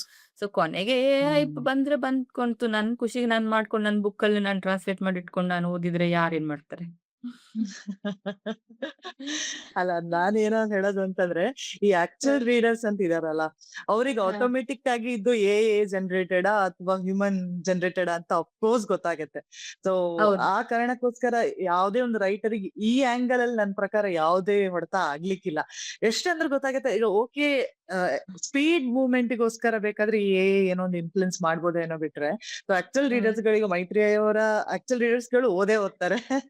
ಅದ್ರಲ್ಲಿ ಡೌಟೇ ಇಲ್ಲ. ಗೊತ್ತಾಗತ್ತೆ ನಮ್ದೇ ಒಂದ್ ಸ್ಟೈಲ್ ಇರತ್ತೆ. ಸೊ ಆ ಸ್ಟೈಲ್ ನಮ್ಗೆ ಇಷ್ಟ ಅಂದ್ರೂ ಇದ್ರು ಸಿಗ್ಲಿಕ್ಕೆ ಚಾನ್ಸೇ ಇಲ್ಲ. ಸೊ ಅಲ್ಲ ಅದು ಇನ್ನೊಂದು ತುಂಬಾ ಕ್ವಶನ್. ಹ್ಮ್. ಅಲ್ಲ ಅದು that's A very optimistic view. ನೀವ್ ಹೇಳ್ದಾಗೆ ಹ್ಮ್. ಆಗ್ಲಿ. ಬಟ್ ನಾನು ರಿಯಲಿಸ್ಟಿಕ್ ಆಗಿ ನೋಡಿದ್ರೆ ನೋಡಿ ಎಐಗೆ ಒಬ್ರು ಒಂದೊಂದು ರೈಟರ್ ಅವ್ರು ಯಾವ ತರ ಬರೀತಾರೆ ಅಂತ ಅವ್ರ ಸ್ಟೈಲ್‌ಗಳಲ್ಲಿ ಟ್ರೈನ್ ಮಾಡೋದಕ್ಕೂ ಈಗ ಜಾಸ್ತಿ ಸಮಯ ಇಲ್ಲ. ಈಸಿಯಾಗಿ ಮಾಡ್ಕೋಬಹುದು ಅದು. Correct, correct, correct, but correct. Okay, let's hope for the best. ಅದ್ರಲ್ಲಿ ಬೇರೆ ಬೇರೆ ದಾರಿನೇ ಇಲ್ಲ apart from hoping for the best. ಜಾಸ್ತಿ ಕ್ರಿಯೇಟಿವಿಟಿ ತೋರ್ಸೋದೇ ಇರ್ಲಿ ಅಂತ ಹೇಳ್ಬೇಕಷ್ಟೇ. ಹೌದು. ಸೊ ಇನ್ನು ಈಗ ಅನುವಾದ ಅಂತ ಹೇಳಿ ಬಂದಾಗ, ನಮಿಗೂ ನಮ್ದೊಂದು ಫೇವ್ರೆಟ್ ಅನುವಾದಕರು ಅಂತ ಇರ್ತಾರೆ. ಸೊ ಅದು ರೆಫರೆನ್ಸಿಗೋಸ್ಕರ ಆಗಿರ್ಬೋದು ಅಥವಾ ಫಸ್ಟ್ ಇಂಟ್ರೆಸ್ಟಿಂಗ್ ನಲ್ಲಿ ಓದಿರೋದಾಗಿರ್ಬೇಕು. ನೀವ್ ಆಗ್ಲೇ ಹೇಳಿದ್ರಿ ದಲಿತ ಸಾಹಿತ್ಯದ ಬಗ್ಗೆ ನಿಮ್ಗೆ ಫಸ್ಟ್ ಕೊಟ್ರು ಅಂತ ಹೇಳಿ. ಸೊ ಈ ಟೆಕ್ನಿಕ್, ಈ ಟ್ರಾನ್ಸ್ಲೇಷನ್ ಟೆಕ್ನಿಕ್ ಅನ್ನ ಕಲೀಲಿಕ್ಕೋಸ್ಕರ ನೀವ್ ಒಂದಷ್ಟು ರೆಫರೆನ್ಸ್ ಮಾಡಿದ್ದೀರಾ ಅಥವಾ ಡೈರೆಕ್ಟ್ ಎಕ್ಸ್ಪೆರಿಮೆಂಟ್ ಆಗಿತ್ತಾ? ಇಲ್ಲ. ನಾನು ಟೆಕ್ನಿಕ್ಕಿಗೆ ನೋಡಿ, ಪ್ರತಿಯೊಬ್ಬರ ಟೆಕ್ನಿಕು ಪ್ರತಿ ಸರ್ತಿ ಕೂತು ಮಾಡುವಾಗ ಹೊಸದಾಗೇ ಇರತ್ತೆ. ಅದನ್ನ ನಾವೇ ಬೆಳೆಸ್ಕೋಬೇಕು. ನಾನು ಈವನ್ ರೈಟಿಂಗ್ ಆಗ್ಲಿ ಅಥವಾ ಟ್ರಾನ್ಸ್ಲೇಷನ್ ಆಗ್ಲಿ, ಅದು ಕುತ್ಕೊಂಡು ಹೀಗೆ ಟ್ರೈನಿಂಗ್ ಕೊಡೋ ತರದ್ದು ಕೆಲ್ಸ ಅಲ್ಲ ಅದು. ಆಮ್, ಆಹ್, ಯಾವುದೇ ಕ್ರಿಯೇಟಿವ್ ಫೀಲ್ಡ್ ಅಲ್ಲೂ ನಾವು ಜಾಸ್ತಿ ಅಂದ್ರೆ ಮೆಂಟರ್ ಮಾಡ್ಬೋದು ಇನ್ನೊಬ್ರನ್ನ. ಆದ್ರೆ ಅದು ಅವರಿಂದ ಒಳಗಡೆಯಿಂದಾನೇ ತಾನಾಗೆ ಬರ್ಬೇಕು ಅದು. ಕ್ರಾಫ್ಟ್ ಅಲ್ಲ ಅಲ್ಲಿ ಅಲ್ಲ ಸ್ವಲ್ಪ ನನ್ನ ಇದು ಪ್ರಶ್ನೆ ಹಾಗಲ್ಲ ಇಲ್ಲ ಹೀಗೆ ಇಲ್ಲ. ಅಂತ ತಿದ್ದುದಕ್ಕೆ. ಹಾಗೆ ಹ್ಮ್. ಇದು ಕೂಡ ನಾನು ಹೇಳ್ತಾ ಇದ್ದೀನಿ. ನಾನು ಆರ್ಗಾನಿಕ್ ಆಗಿ ಬೆಳೆಸ್ಕೊಂಡಿರೋ ಇದು ಕ್ರಾಫ್ಟ್ ಇದು. ಆಹ್, ಇದು ಇವ್ರು ಹೀಗೆ ಟ್ರಾನ್ಸ್ಲೇಟ್ ಮಾಡಿದ್ದಾರೆ. ಇದು ಒರಿಜಿನಲ್ ಹೀಗಿತ್ತು, ಇದು ಹೀಗಿತ್ತು ಅಂತ ಕಂಪೇರ್ ಮಾಡ್ತಾ ನಾನು ಯಾವತ್ತೂ ಕೂತಿಲ್ಲ. ಆದ್ರೆ ನಾನು ಹ್ಮ್. ಓದಿರೋ ಸುಮಾರು ವರ್ಲ್ಡ್ ಲಿಟರೇಚರ್ ಏನಿದೆಯಲ್ಲ, ಈಗ ಸೌತ್ ಅಮೆರಿಕನ್ ಲಿಟರೇಚರ್ ಆಗಿರ್ಬೋದು ಅಥವಾ ಬೇರೆ ಭಾಷೆ ಯಾವುದೇ ಸ್ಪ್ಯಾನಿಷ್, ಜರ್ಮನ್, ಯಾವುದೇ ಕಾದಂಬರಿಗಳನ್ನ ನಾನು ಓದಿದಾಗ, ನಾನು ಓದಿರೋದು ಇಂಗ್ಲಿಷ್‌ನಲ್ಲೇನೆ, ಟ್ರಾನ್ಸ್ಲೇಷನ್ ಅಲ್ಲೇನೆ. ಆ, ಆದ್ರೆ ನಾನು ಓದುವಾಗ ಅದು ನನ್ಗೆ ನ್ಯಾಚುರಲ್ ಇದು ಇದು ಇದು ಇಂಗ್ಲಿಷ್‌ನಲ್ಲೇ ಬರ್ದಿದೆ ಅನ್ನೋ ಆ ಫೀಲಿಂಗ್ ಬಂದ್ರೆ ನನಗೆ ಅದು ಹ್ಮ್. ಖುಷಿ ಆಗತ್ತೆ. ಜಾಸ್ತಿಯಲ್ಲಿ ಅದರಲ್ಲಿ ಸ್ವಲ್ಪ ವ್ಯತ್ಯಾಸ, ಅದು ಡಿಫರೆನ್ಸು, ಹ್ಮ್. ಸ್ಟ್ರೇಂಜ್‌ನೆಸ್ ಎಲ್ಲ ಇದ್ರೆ ನನ್ಗೆ ಓದ್ತಾ ಹೋಗಕ್ಕಾಗಲ್ಲ. ಸೊ ನನಗೆ ಇರೋ ಐಡಿಯಲ್ ಅದೇನೆ. ನಾನು ಅನುವಾದ ಮಾಡಿದ್ದು ಕೂಡ ಓದೋವರಿಗೆ ಸರಳವಾಗಿ, ಈಸಿಯಾಗಿ ಓದ್ತಾ ಹೋಗ್ಬೇಕು. ಖುಷಿ ಸಿಗ್ಬೇಕು. ಆ ಭಾಷೆಯ ರಿಚ್‌ನೆಸ್ ಇಂದ ಖುಷಿ ಸಿಗ್ಬೇಕು. ಅದೇ ನನ್ಗೆ. ಸೊ ನಾನು ಮಾರ್ಕೆಸಿದ್ದು 100 ಇಯರ್ಸ್ ಆಫ್ ಸಾಲಿಟ್ಯೂಡ್ ಓದಿದ್ದೆ. ನನಗೆ ತುಂಬಾ ಖುಷಿಯಾಗಿತ್ತು ಆ ಕಾದಂಬರಿ ಓದಿ. ಮತ್ತೆ ರೀಸೆಂಟ್ ಆಗಿ ಗಂಟರ್ ಗ್ರಾಸದು ಒರಿಜಿನಲ್ ಜರ್ಮನ್‌ನಲ್ಲಿ ಬರ್ದಿರೋ ಪುಸ್ತಕ. ಅದನ್ನ ಇಂಗ್ಲಿಷಿಗೆ ಅನುವಾದ ಮಾಡಿದ್ದಾರೆ. ಸೊ ಇವೆಲ್ಲ ಅನುವಾದಗಳನ್ನ ನಾನು ಓದಿ, ಅದನ್ನ ಕಂಪೇರ್ ಮಾಡಕ್ಕಂತೂ ನನ್ಗೆ ಒರಿಜಿನಲ್ ಭಾಷೆ ಗೊತ್ತಿಲ್ಲ. ಅನುವಾದಗಳನ್ನ ಹ್ಮ್. ನಾನು ಓದಿ, ಅದರಿಂದ ನನಗೆ ಎಷ್ಟು ಖುಷಿ ಸಿಕ್ಕಿದೆ, ಇದೇ ತರ ನಾನು ಮಾಡಿದಾಗನೂ ಓದಿದವ್ರಿಗೆ ಖುಷಿ ಸಿಗ್ಬೇಕು ಅನ್ನೋದೊಂದೇ ನನ್ನ ಐಡಿಯಲ್ ಇಟ್ಕೊಂಡು ನಾನ್ ಮಾಡಿದ್ದು. ಹ್ಮ್. ಸೊ ಹ್ಮ್. ಅದ್ ಮಾಡಿ ಮಾಡಿ ಕಲಿತು ಬಂದ ಕ್ರಾಫ್ಟ್ ಅದು. ಹ್ಮ್. ಹ್ಮ್. ಹ್ಮ್. ಓಕೆ. ಇನ್ನು ನಿಮ್ಮ ಈ ಬರವಣಿಗೆ ಬಗ್ಗೆ ಮಾತಾಡೋದಾದ್ರೆ, ರೈಟಿಂಗ್ ಹ್ಯಾಬಿಟ್ ಹಾ. ಬಗ್ಗೆ ಮಾತಾಡೋದಾದ್ರೆ, ಸೊ ಇಂಗ್ಲಿಷ್‌ನ ಆಯ್ಕೆ ಯಾಕಾಯ್ತು ಅಂತ? ಯಾಕಂತಂದ್ರೆ ಬೇಸಿಕಲಿ ಇವತ್ತು ನಮ್ ಹುಬ್ಬಳ್ಳಿ, ಸೊ ಅಲ್ಲಿಯ ಹ್ಮ್. ಭಾಷೆಗಳ ಕ್ರಮನೇ ಬೇರೆ, ಪ್ಲಸ್ ಕನ್ನಡ ಗೊತ್ತಿತ್ತು. ಸೊ ಇಂಗ್ಲಿಷ್ ರೂಟ್ ತಗೊಳಕ್ಕೆ ಏನ್ ಕಾರಣ ಆಗಿತ್ತು? ಅಥವಾ ಆಗದ ಓದಿನ ಕಾರಣ ಇತ್ತಾ? ಏನು? ಓದಿನ ಕಾರಣ ಅಂದ್ರೆ ಶಾಲೆಯಲ್ಲಿ ಓದಿರೋದ್ರಿಂದ ಅದ್ರಿಂದ ಆಗಿರೋ ಕಾರಣವೇನಲ್ಲ. ನಾನ್ ಹೇಳ್ದಂಗೆ ಸಣ್ಣೂರಲ್ಲಿ ಹ್ಮ್. ಆಹ್, ಹ್ಮ್. ಸಣ್ಣೂರಲ್ಲಿನ ಶಾಲೆ ನಿಮ್ಗೆ ಗೊತ್ತು ಹೇಗಿರುತ್ತೆ ಅಂತ. ಅದರಲ್ಲಿ ಕರೆಕ್ಟ್. ಹೆಸರಿಗೆ ಇಂಗ್ಲಿಷ್ ಮೀಡಿಯಂ ಶಾಲೆ ಇದ್ರೂ ಕೂಡ ಅಲ್ಲಿನ ಟೀಚರ್ಸು ಪಾಪ ತಮ್ಗಾದಷ್ಟು ತಾವು ಕಷ್ಟಪಡ್ತಿರ್ತಾರೆ ಹೊರತಾಗಿ ಅದರಿಂದ ಏನ್ ಎಕ್ಸ್‌ಪೋಜರ್ ಸಿಗೋ ತರದ್ದೇನ್ ಇರ್ಲಿಲ್ಲ. ಆದ್ರೆ ನಾನು ಹೇಳ್ದಂಗೆ ಸಣ್ಣೂರಲ್ಲಿ ಇದ್ದಕ್ಕೋಸ್ಕರ ನನಗೆ ಬೇರೆ ಎಂಟರ್‌ಟೈನ್‌ಮೆಂಟ್‌ಗಳ ಬೇರೆ ಡಿಸ್ಟ್ರಾಕ್ಷನ್ಸ್ ಜಾಸ್ತಿ ಇರ್ಲಿಲ್ಲ. ಹಾಗಾಗಿ ಶುರು ಮಾಡ್ಕೊಂಡೆ. ನಾನು ತುಂಬಾ ಸಣ್ಣ ವಯಸ್ಸಲ್ಲೇ ಓದಕ್ ಶುರು ಮಾಡ್ಕೊಂಡೆ. ಆಮೇಲೆ ಮನೇಲಿ ಪುಸ್ತಕಗಳಿರ್ತಿದ್ವು. ನಮ್ಮ ಹ್ಮ್. ಅಜ್ಜ ಹ್ಮ್. ಇಂಗ್ಲಿಷ್ ಲೆಕ್ಚರರ್ ಇದ್ರು. ಅವ್ರು ಕಾದಂಬರಿಗಳು ಸುಮಾರು ಓದ್ತಾ ಇದ್ರು. ಅವ್ರು ಇಟ್ಕೊಂಡಿರ್ತಿದ್ರು. ಸುಮ್ನೆ ಕುತ್ಕೊಂಡು ಓದ್ತಾ ಹಿಂಗೆ ಅವ್ರು ನಾನ್ ನೋಡ್ತಿದ್ದೆ ರಿಟೈರ್ ಆಗಿದ್ರು ಆವಾಗ. ಮನೇಲಿ ಕುತ್ಕೊಂಡು ಒಂದು ಇಷ್ಟ್ ದಪ್ಪ ಪುಸ್ತಕ ಇಟ್ಕೊಂಡು ಚೇರಲ್ಲಿ ಕುತ್ಕೊಂಡು ಓದ್ತಾ 2 ಗಂಟೆ, 3 ಗಂಟೆ ಆದ್ರೂನು ಟೈಮಿಂದು ಅವ್ರಿಗೆ ಇದು ಹೇಳ್ತಿರ್ಲಿಲ್ಲ. ಇರ್ತಿರ್ಲಿಲ್ಲ. ನಮ್ಮ ಅಜ್ಜಿ ಹ್ಮ್. ಒಂದ್ ಹ್ಮ್. ಕಪ್ ಟೀ ಮಾಡ್ ತಂದ್ ಕೊಟ್ರೆ ಅಷ್ಟೇ ಅವ್ರಿಗೆ ಸ್ವಲ್ಪ ಡಿಸ್ಟರ್ಬ್ ಆಗೋದು. ಇಲ್ದೇ ಇದ್ರೆ ನಾನು ಅದನ್ನ ಅದು ನನಗೆ ಅಲ್ಲಿ ಎಕ್ಸಾಂಪಲ್ ಇತ್ತು. ಅವ್ರು ಹಾಗ್ ಓಹ್! ಇದೇನೋ ತುಂಬಾ ಚೆನ್ನಾಗ್ ಹ್ಮ್. ಕಾಣಿಸುತ್ತಲ್ಲ ಹಿಂಗ್ ಚೇರಲ್ಲಿ ಕುತ್ಕೊಂಡು ಹಿಂಗ್ ಬುಕ್ ಹಿಡ್ಕೊಂಡು ಕೂತ್ಕೊಂಡ್ರೆ ಅಂತ. ನಾನು ಮಾಡಕ್ ನೋಡಿದೆ. ಹಾಗೆ ಇಂಗ್ಲಿಷ್ ಅವಾಗ ಆಹ್, ಈಗ ಚೇಂಜ್ ಆಗಿರ್ಬೋದು. ಬಟ್ ಅವಾಗ ಮಕ್ಕಳ ಪುಸ್ತಕ ಕನ್ನಡದಲ್ಲಿ ನನಗ್ ಸಿಕ್ಕಿರ್ಲಿಲ್ಲ. ಇರ್ಲಿಲ್ವೇನೋ ಅಷ್ಟು ಜಾಸ್ತಿ ಆಕರ್ಷಕವಾದದ್ದು ಮಕ್ಕಳ ಪುಸ್ತಕ ಹ್ಮ್. ನನಗೆ ಯಾವ್ದು ಸಿಕ್ಕಿರ್ಲಿಲ್ಲ. ಇಂಗ್ಲಿಷ್‌ನಲ್ಲಿ ಸಿಗ್ತಾ ಇದ್ವು. ಮತ್ತೆ ಎಲ್ಲಾದ್ರೂ ನಮ್ಮ ಅಜ್ಜ ಊರಿಗೋದ್ರೆ ಅದು ತಗೊಂಬರ್ತಾ ಇದ್ರು. ಆಹ್, ನನ್ಗಿನ್ನೂ ನೆನಪಿದೆ. ನಾನು ಎಲ್ಲಕ್ಕಿಂತ ಫಸ್ಟ್ ನಾನು ಪೂರ್ತಿಯಾಗಿ ಓದಿ ಮುಗಿಸಿರೋ ನಾವೆಲ್ ಅಂದ್ರೆ ಆಹ್, ಇದು ಜೂಲ್ಸ್ ವರ್ನ್‌ದು 20,000 ಲೀಗ್ಸ್ ಅಂಡರ್ ದ ಸೀ ಅಂತ. ಅದ್ರದ್ದು ಅಬ್ರಿಜ್ಡ್ ವರ್ಷನ್ ಹ್ಮ್. ಇತ್ತು. ಅದು ಪೂರ್ತಿ ಅಲ್ಲ.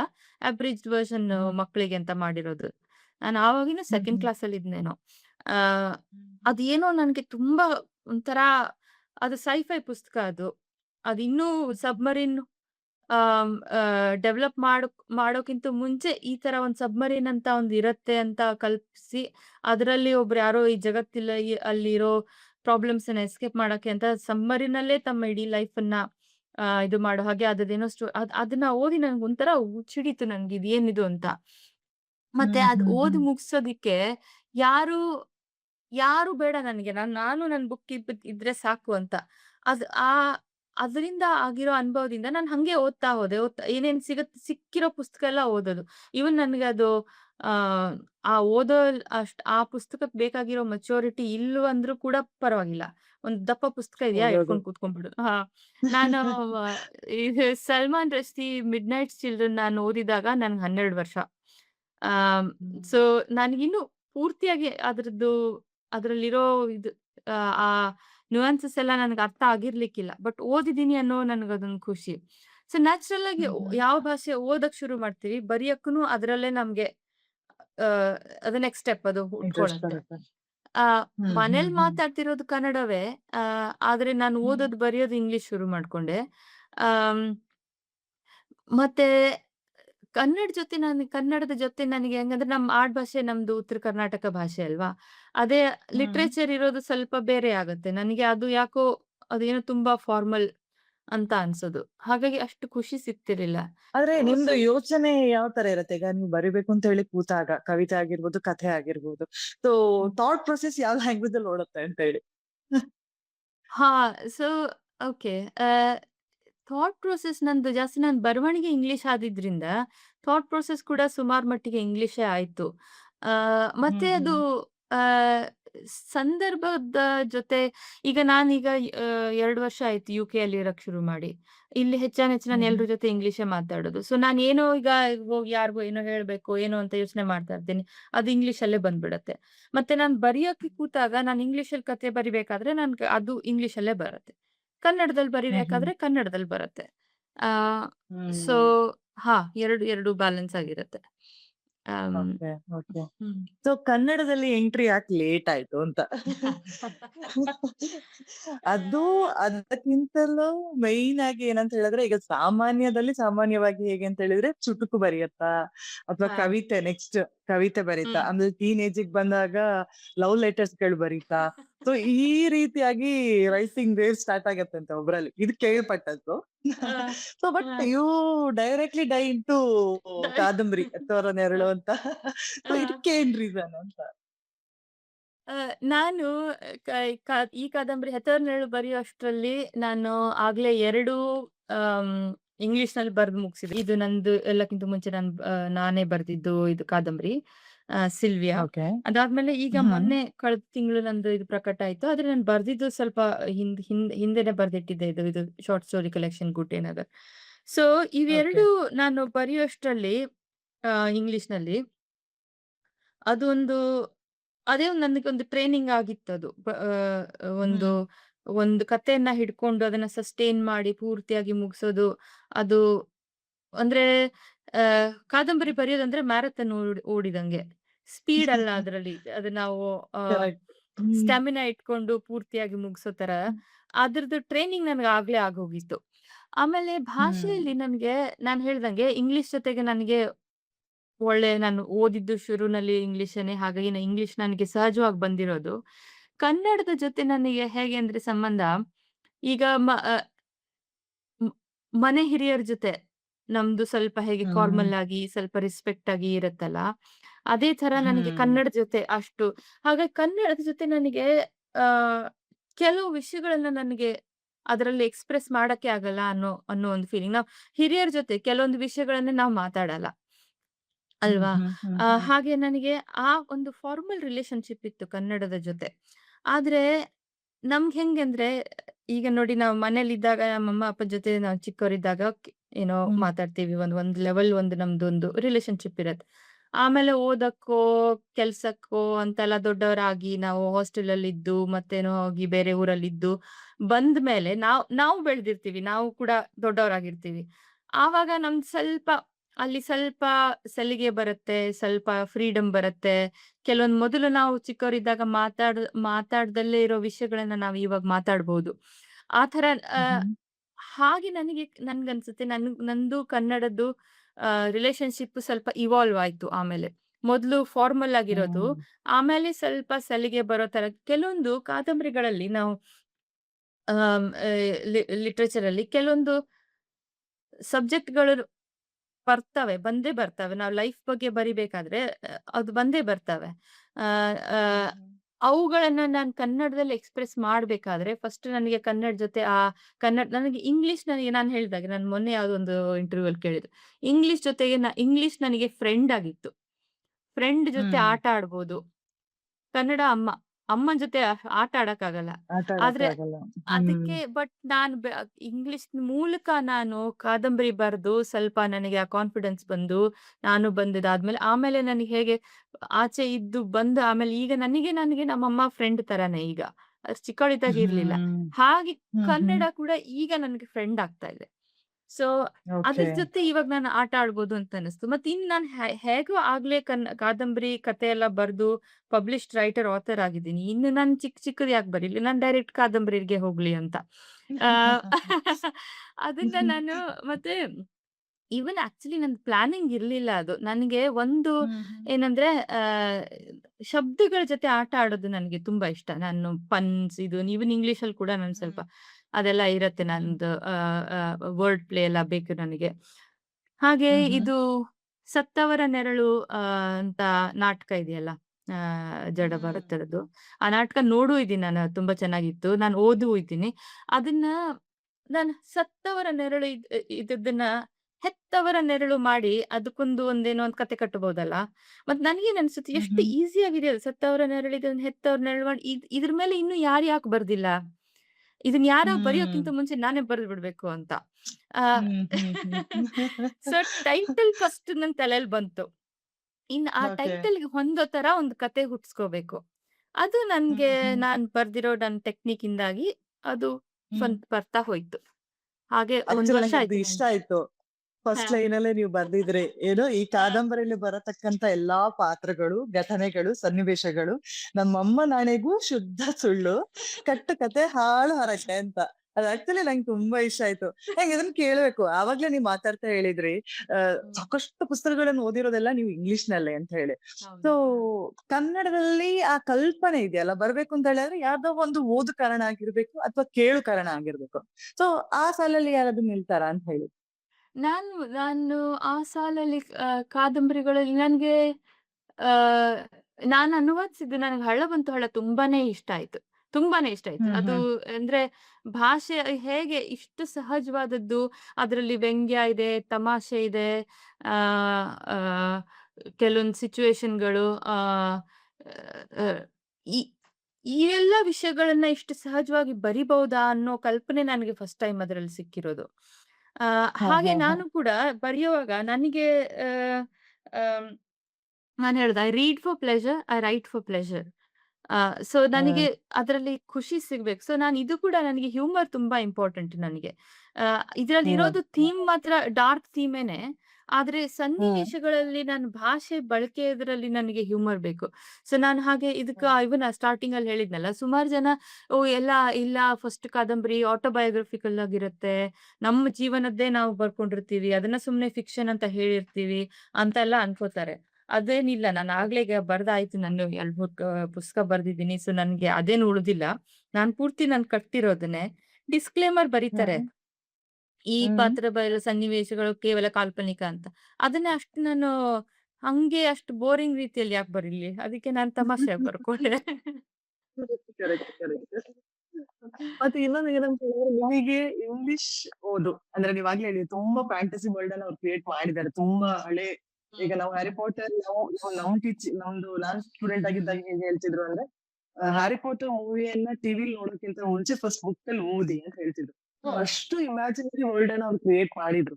ಸೊ ಈ ಹ್ಮ್. ಇಮ್ಯಾಜಿನರಿ ವರ್ಲ್ಡಿನ ಕನ್ನಡ ವರ್ಷನ್ ನಿಮ್ಮಿಂದ ನಾವು ನಿರೀಕ್ಷಿಸಬಹುದಾ ಹಂಗಾದ್ರೆ ಅಂತ? ಅಷ್ಟು ಇಮ್ಯಾಜಿನರಿ ನಾನ್ ಫ್ಯಾಂಟಸಿನೂ ಬರಿಯಲ್ಲ. ನಾನ್ ಬರೆಯೋದು ಹಾ. ಮ್ಯಾಜಿಕ್ ರಿಯಲಿಸಂ ಅಂತಾರಲ್ಲ. ಹ್ಮ್. ರಿಯಲಿಸ್ಟಿಕ್ ಆಗಿ ಹೋಗ್ತಾ ಇರತ್ತೆ. ಬಟ್ ಒಂದೇನೋ ಒಂದು ಘಟನೆಯೋ, ಒಂದೇನೋ ಒಂದು ಇದನ್ನ ಅದು ಹೇಗೆ ಅಂತ ಅಂದ್ರೆ ಅದು ಅಷ್ಟ್ ಮ್ಯಾಜಿಕ್ಕು ಅಲ್ಲ ಅದು. ಬಟ್ ಇದನ್ನ ಅರ್ಥ ಮಾಡ್ಕೊಳ್ಳಿಕ್ಕೆ ಬೇರೆ ಒಂದು ರೀತಿ ಇರ್ಬಹುದಾ ಅನ್ನೋ ಆ ಫೀಲಿಂಗ್.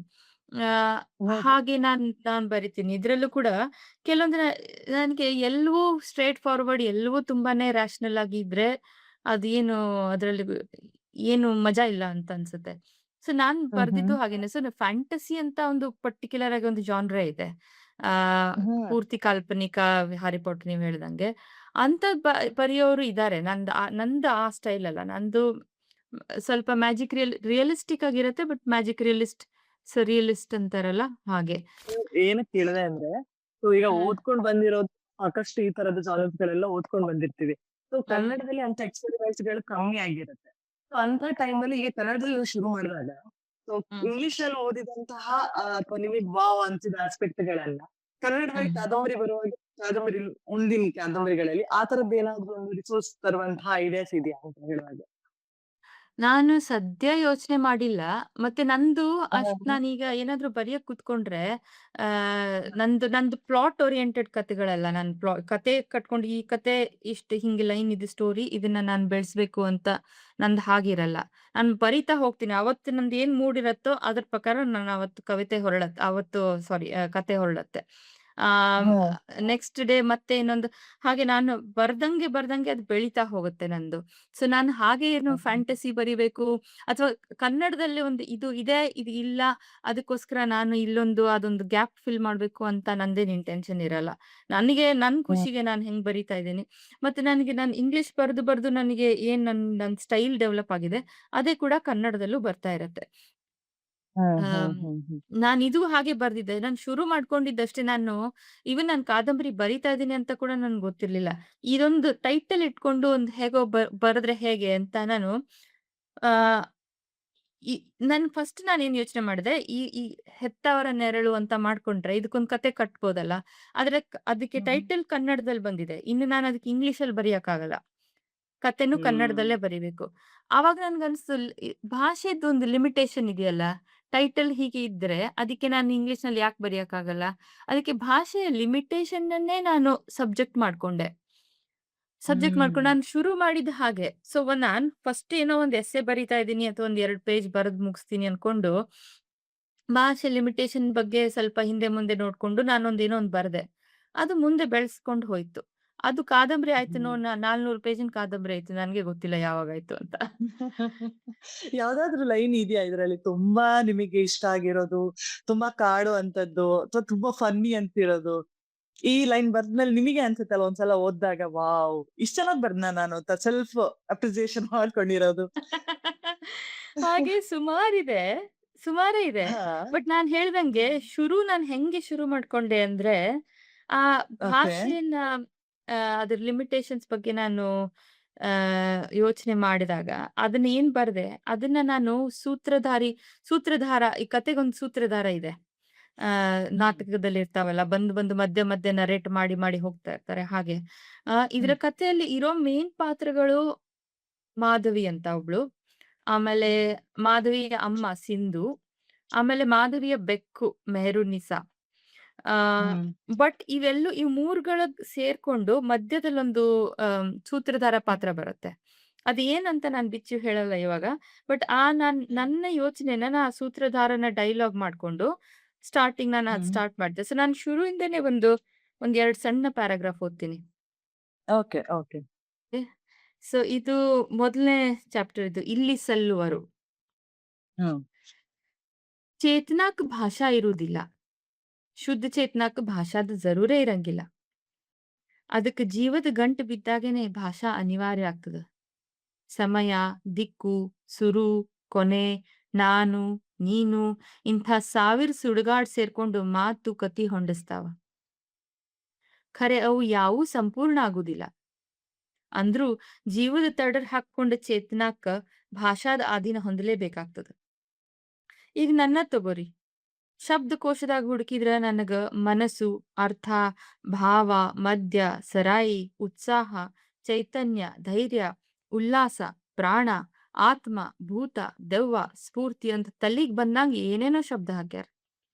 ಹಂಗಂದ್ರ ಶಬ್ದಕ್ಕೂ ಸ್ಥಿರವಾದ ಅರ್ಥನ ಇಲ್ಲಂತ ಅರ್ಥ.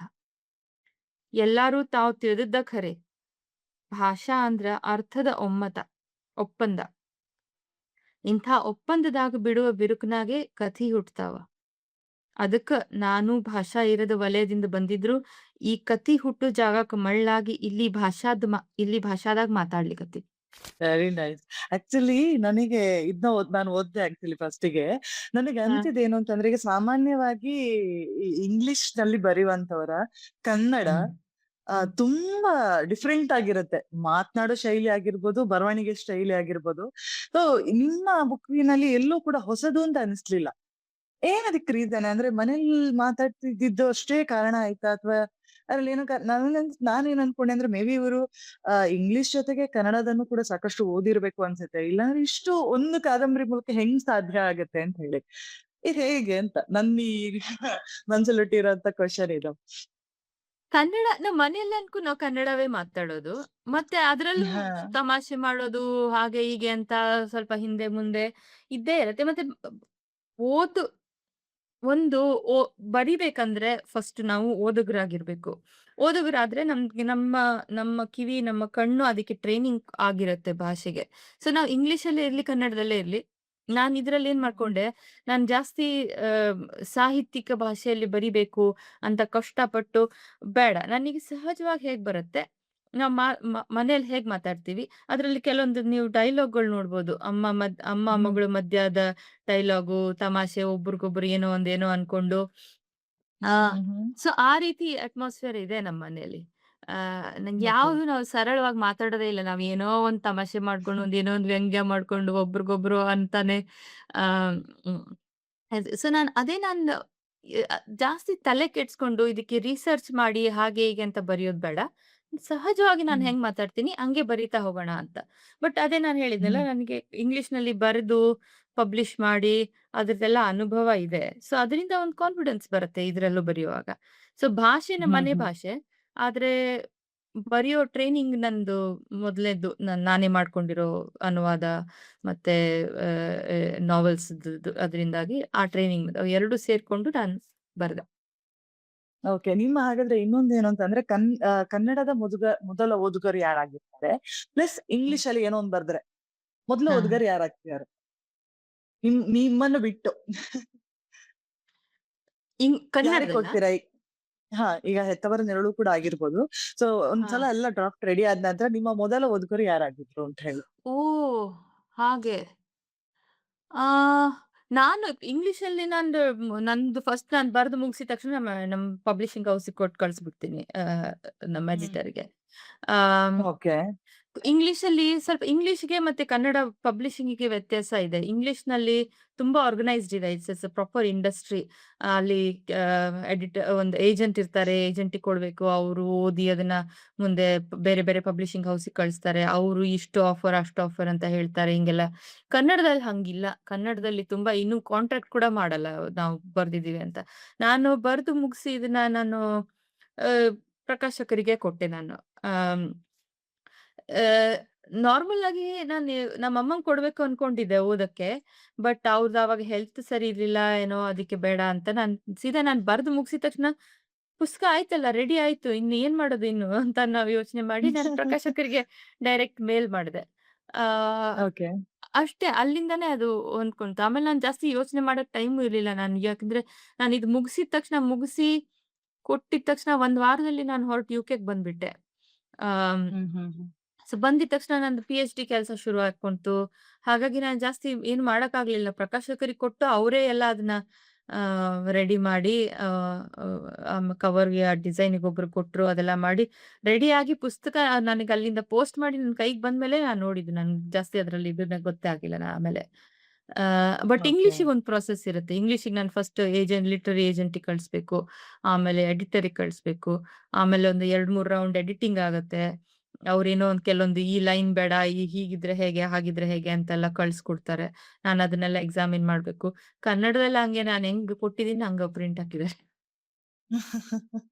ಹಾಗೆ ಇದ್ರ ಬಗ್ಗೆನೇ ಮಾತಾಡ್ಬೇಕು. ಯಾಕಂತಂದ್ರೆ 2 ಎಕ್ಸ್‌ಪೀರಿಯನ್ಸ್ ಇರೋದ್ರಿಂದ ಹ್ಮ್. ಕನ್ನಡದಲ್ಲಿ ಬರೆಯುವವರಿಗೂ ಪ್ಲಸ್ ಇಂಗ್ಲಿಷ್ ಬರವಣಿಗೆಯಲ್ಲಿ ಇರುವಂತವರಿಗೂ ಹಾ, ನೀವು ಮೇಯ್ನ್ ಹಾ. ಆಗಿ ಏನ್ ಡಿಫರೆನ್ಸ್ ಕಾಣ್ತಿದೀರಾ ಅಂತ ಹೇಳಿ.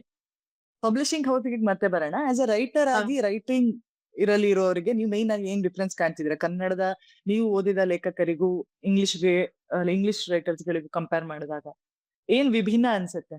ಸಾಹಿತ್ಯದಲ್ಲಾಗಿರ್ಬೋದು, ಬರವಣಿಗೆಯಲ್ಲಾಗಿರ್ಬೋದು? ಭಾಷೆ ಜೊತೆಗೇನೆ ಅಂದ್ರೆ ಕತೆ ಯಾವಾಗಿದ್ರು ಭಾಷೆ ಜೊತೆನೆ ಹುಟ್ಕೊಳತ್ತೆ ಅಂತ ನನ್ಗನ್ಸೋದು. ಸೊ, ಹ್ಮ್.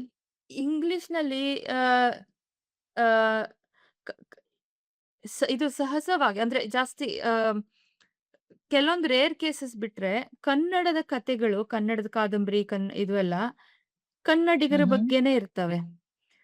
ಯಾಕಂದ್ರೆ ಹ್ಮ್. ಅಲ್ಲಿಯ ಪಾತ್ರಗಳು ಮಾತಾಡ್ಬೇಕಲ್ಲ. ಕನ್ನಡ ಮಾತಾಡೋ ಪಾತ್ರಗಳು ಕನ್ನಡದವರೇ ಆಗಿರ್ತಾರೆ. ಹಾಗಾಗಿ ಆ ಕಥೆ ವಸ್ತು ಅಥವಾ ಅದಕ್ಕೆ ಬೇಕಾಗಿರೋ ಆಬ್ಜೆಕ್ಟ್ಸ್ ಅದರಲ್ಲಿರೋ ಆಮ್, ಚಾಲೆಂಜಸ್, ಸ್ಟೋರೀಸ್ ಅದೆಲ್ಲ ಹೆಚ್ಚು ಕಡಿಮೆ ಕನ್ನಡ ಮಾತಾಡೋವ್ರದು. ಅಂದ್ರೆ ಕರ್ನಾಟಕಕ್ಕೆ ಸೀಮಿತವಾದ ಕಥೆಗಳು. ಹಾಗಾಗಿ ಭಾಷೆಯಿಂದಾಗಿ ಅ ಅದು ಅದರ ಆ ವಲಯ ಕೂಡ ಲಿಮಿಟೆಡ್ ಆಗಿರುತ್ತೆ ಅಂತ ಅನ್ಸುತ್ತೆ.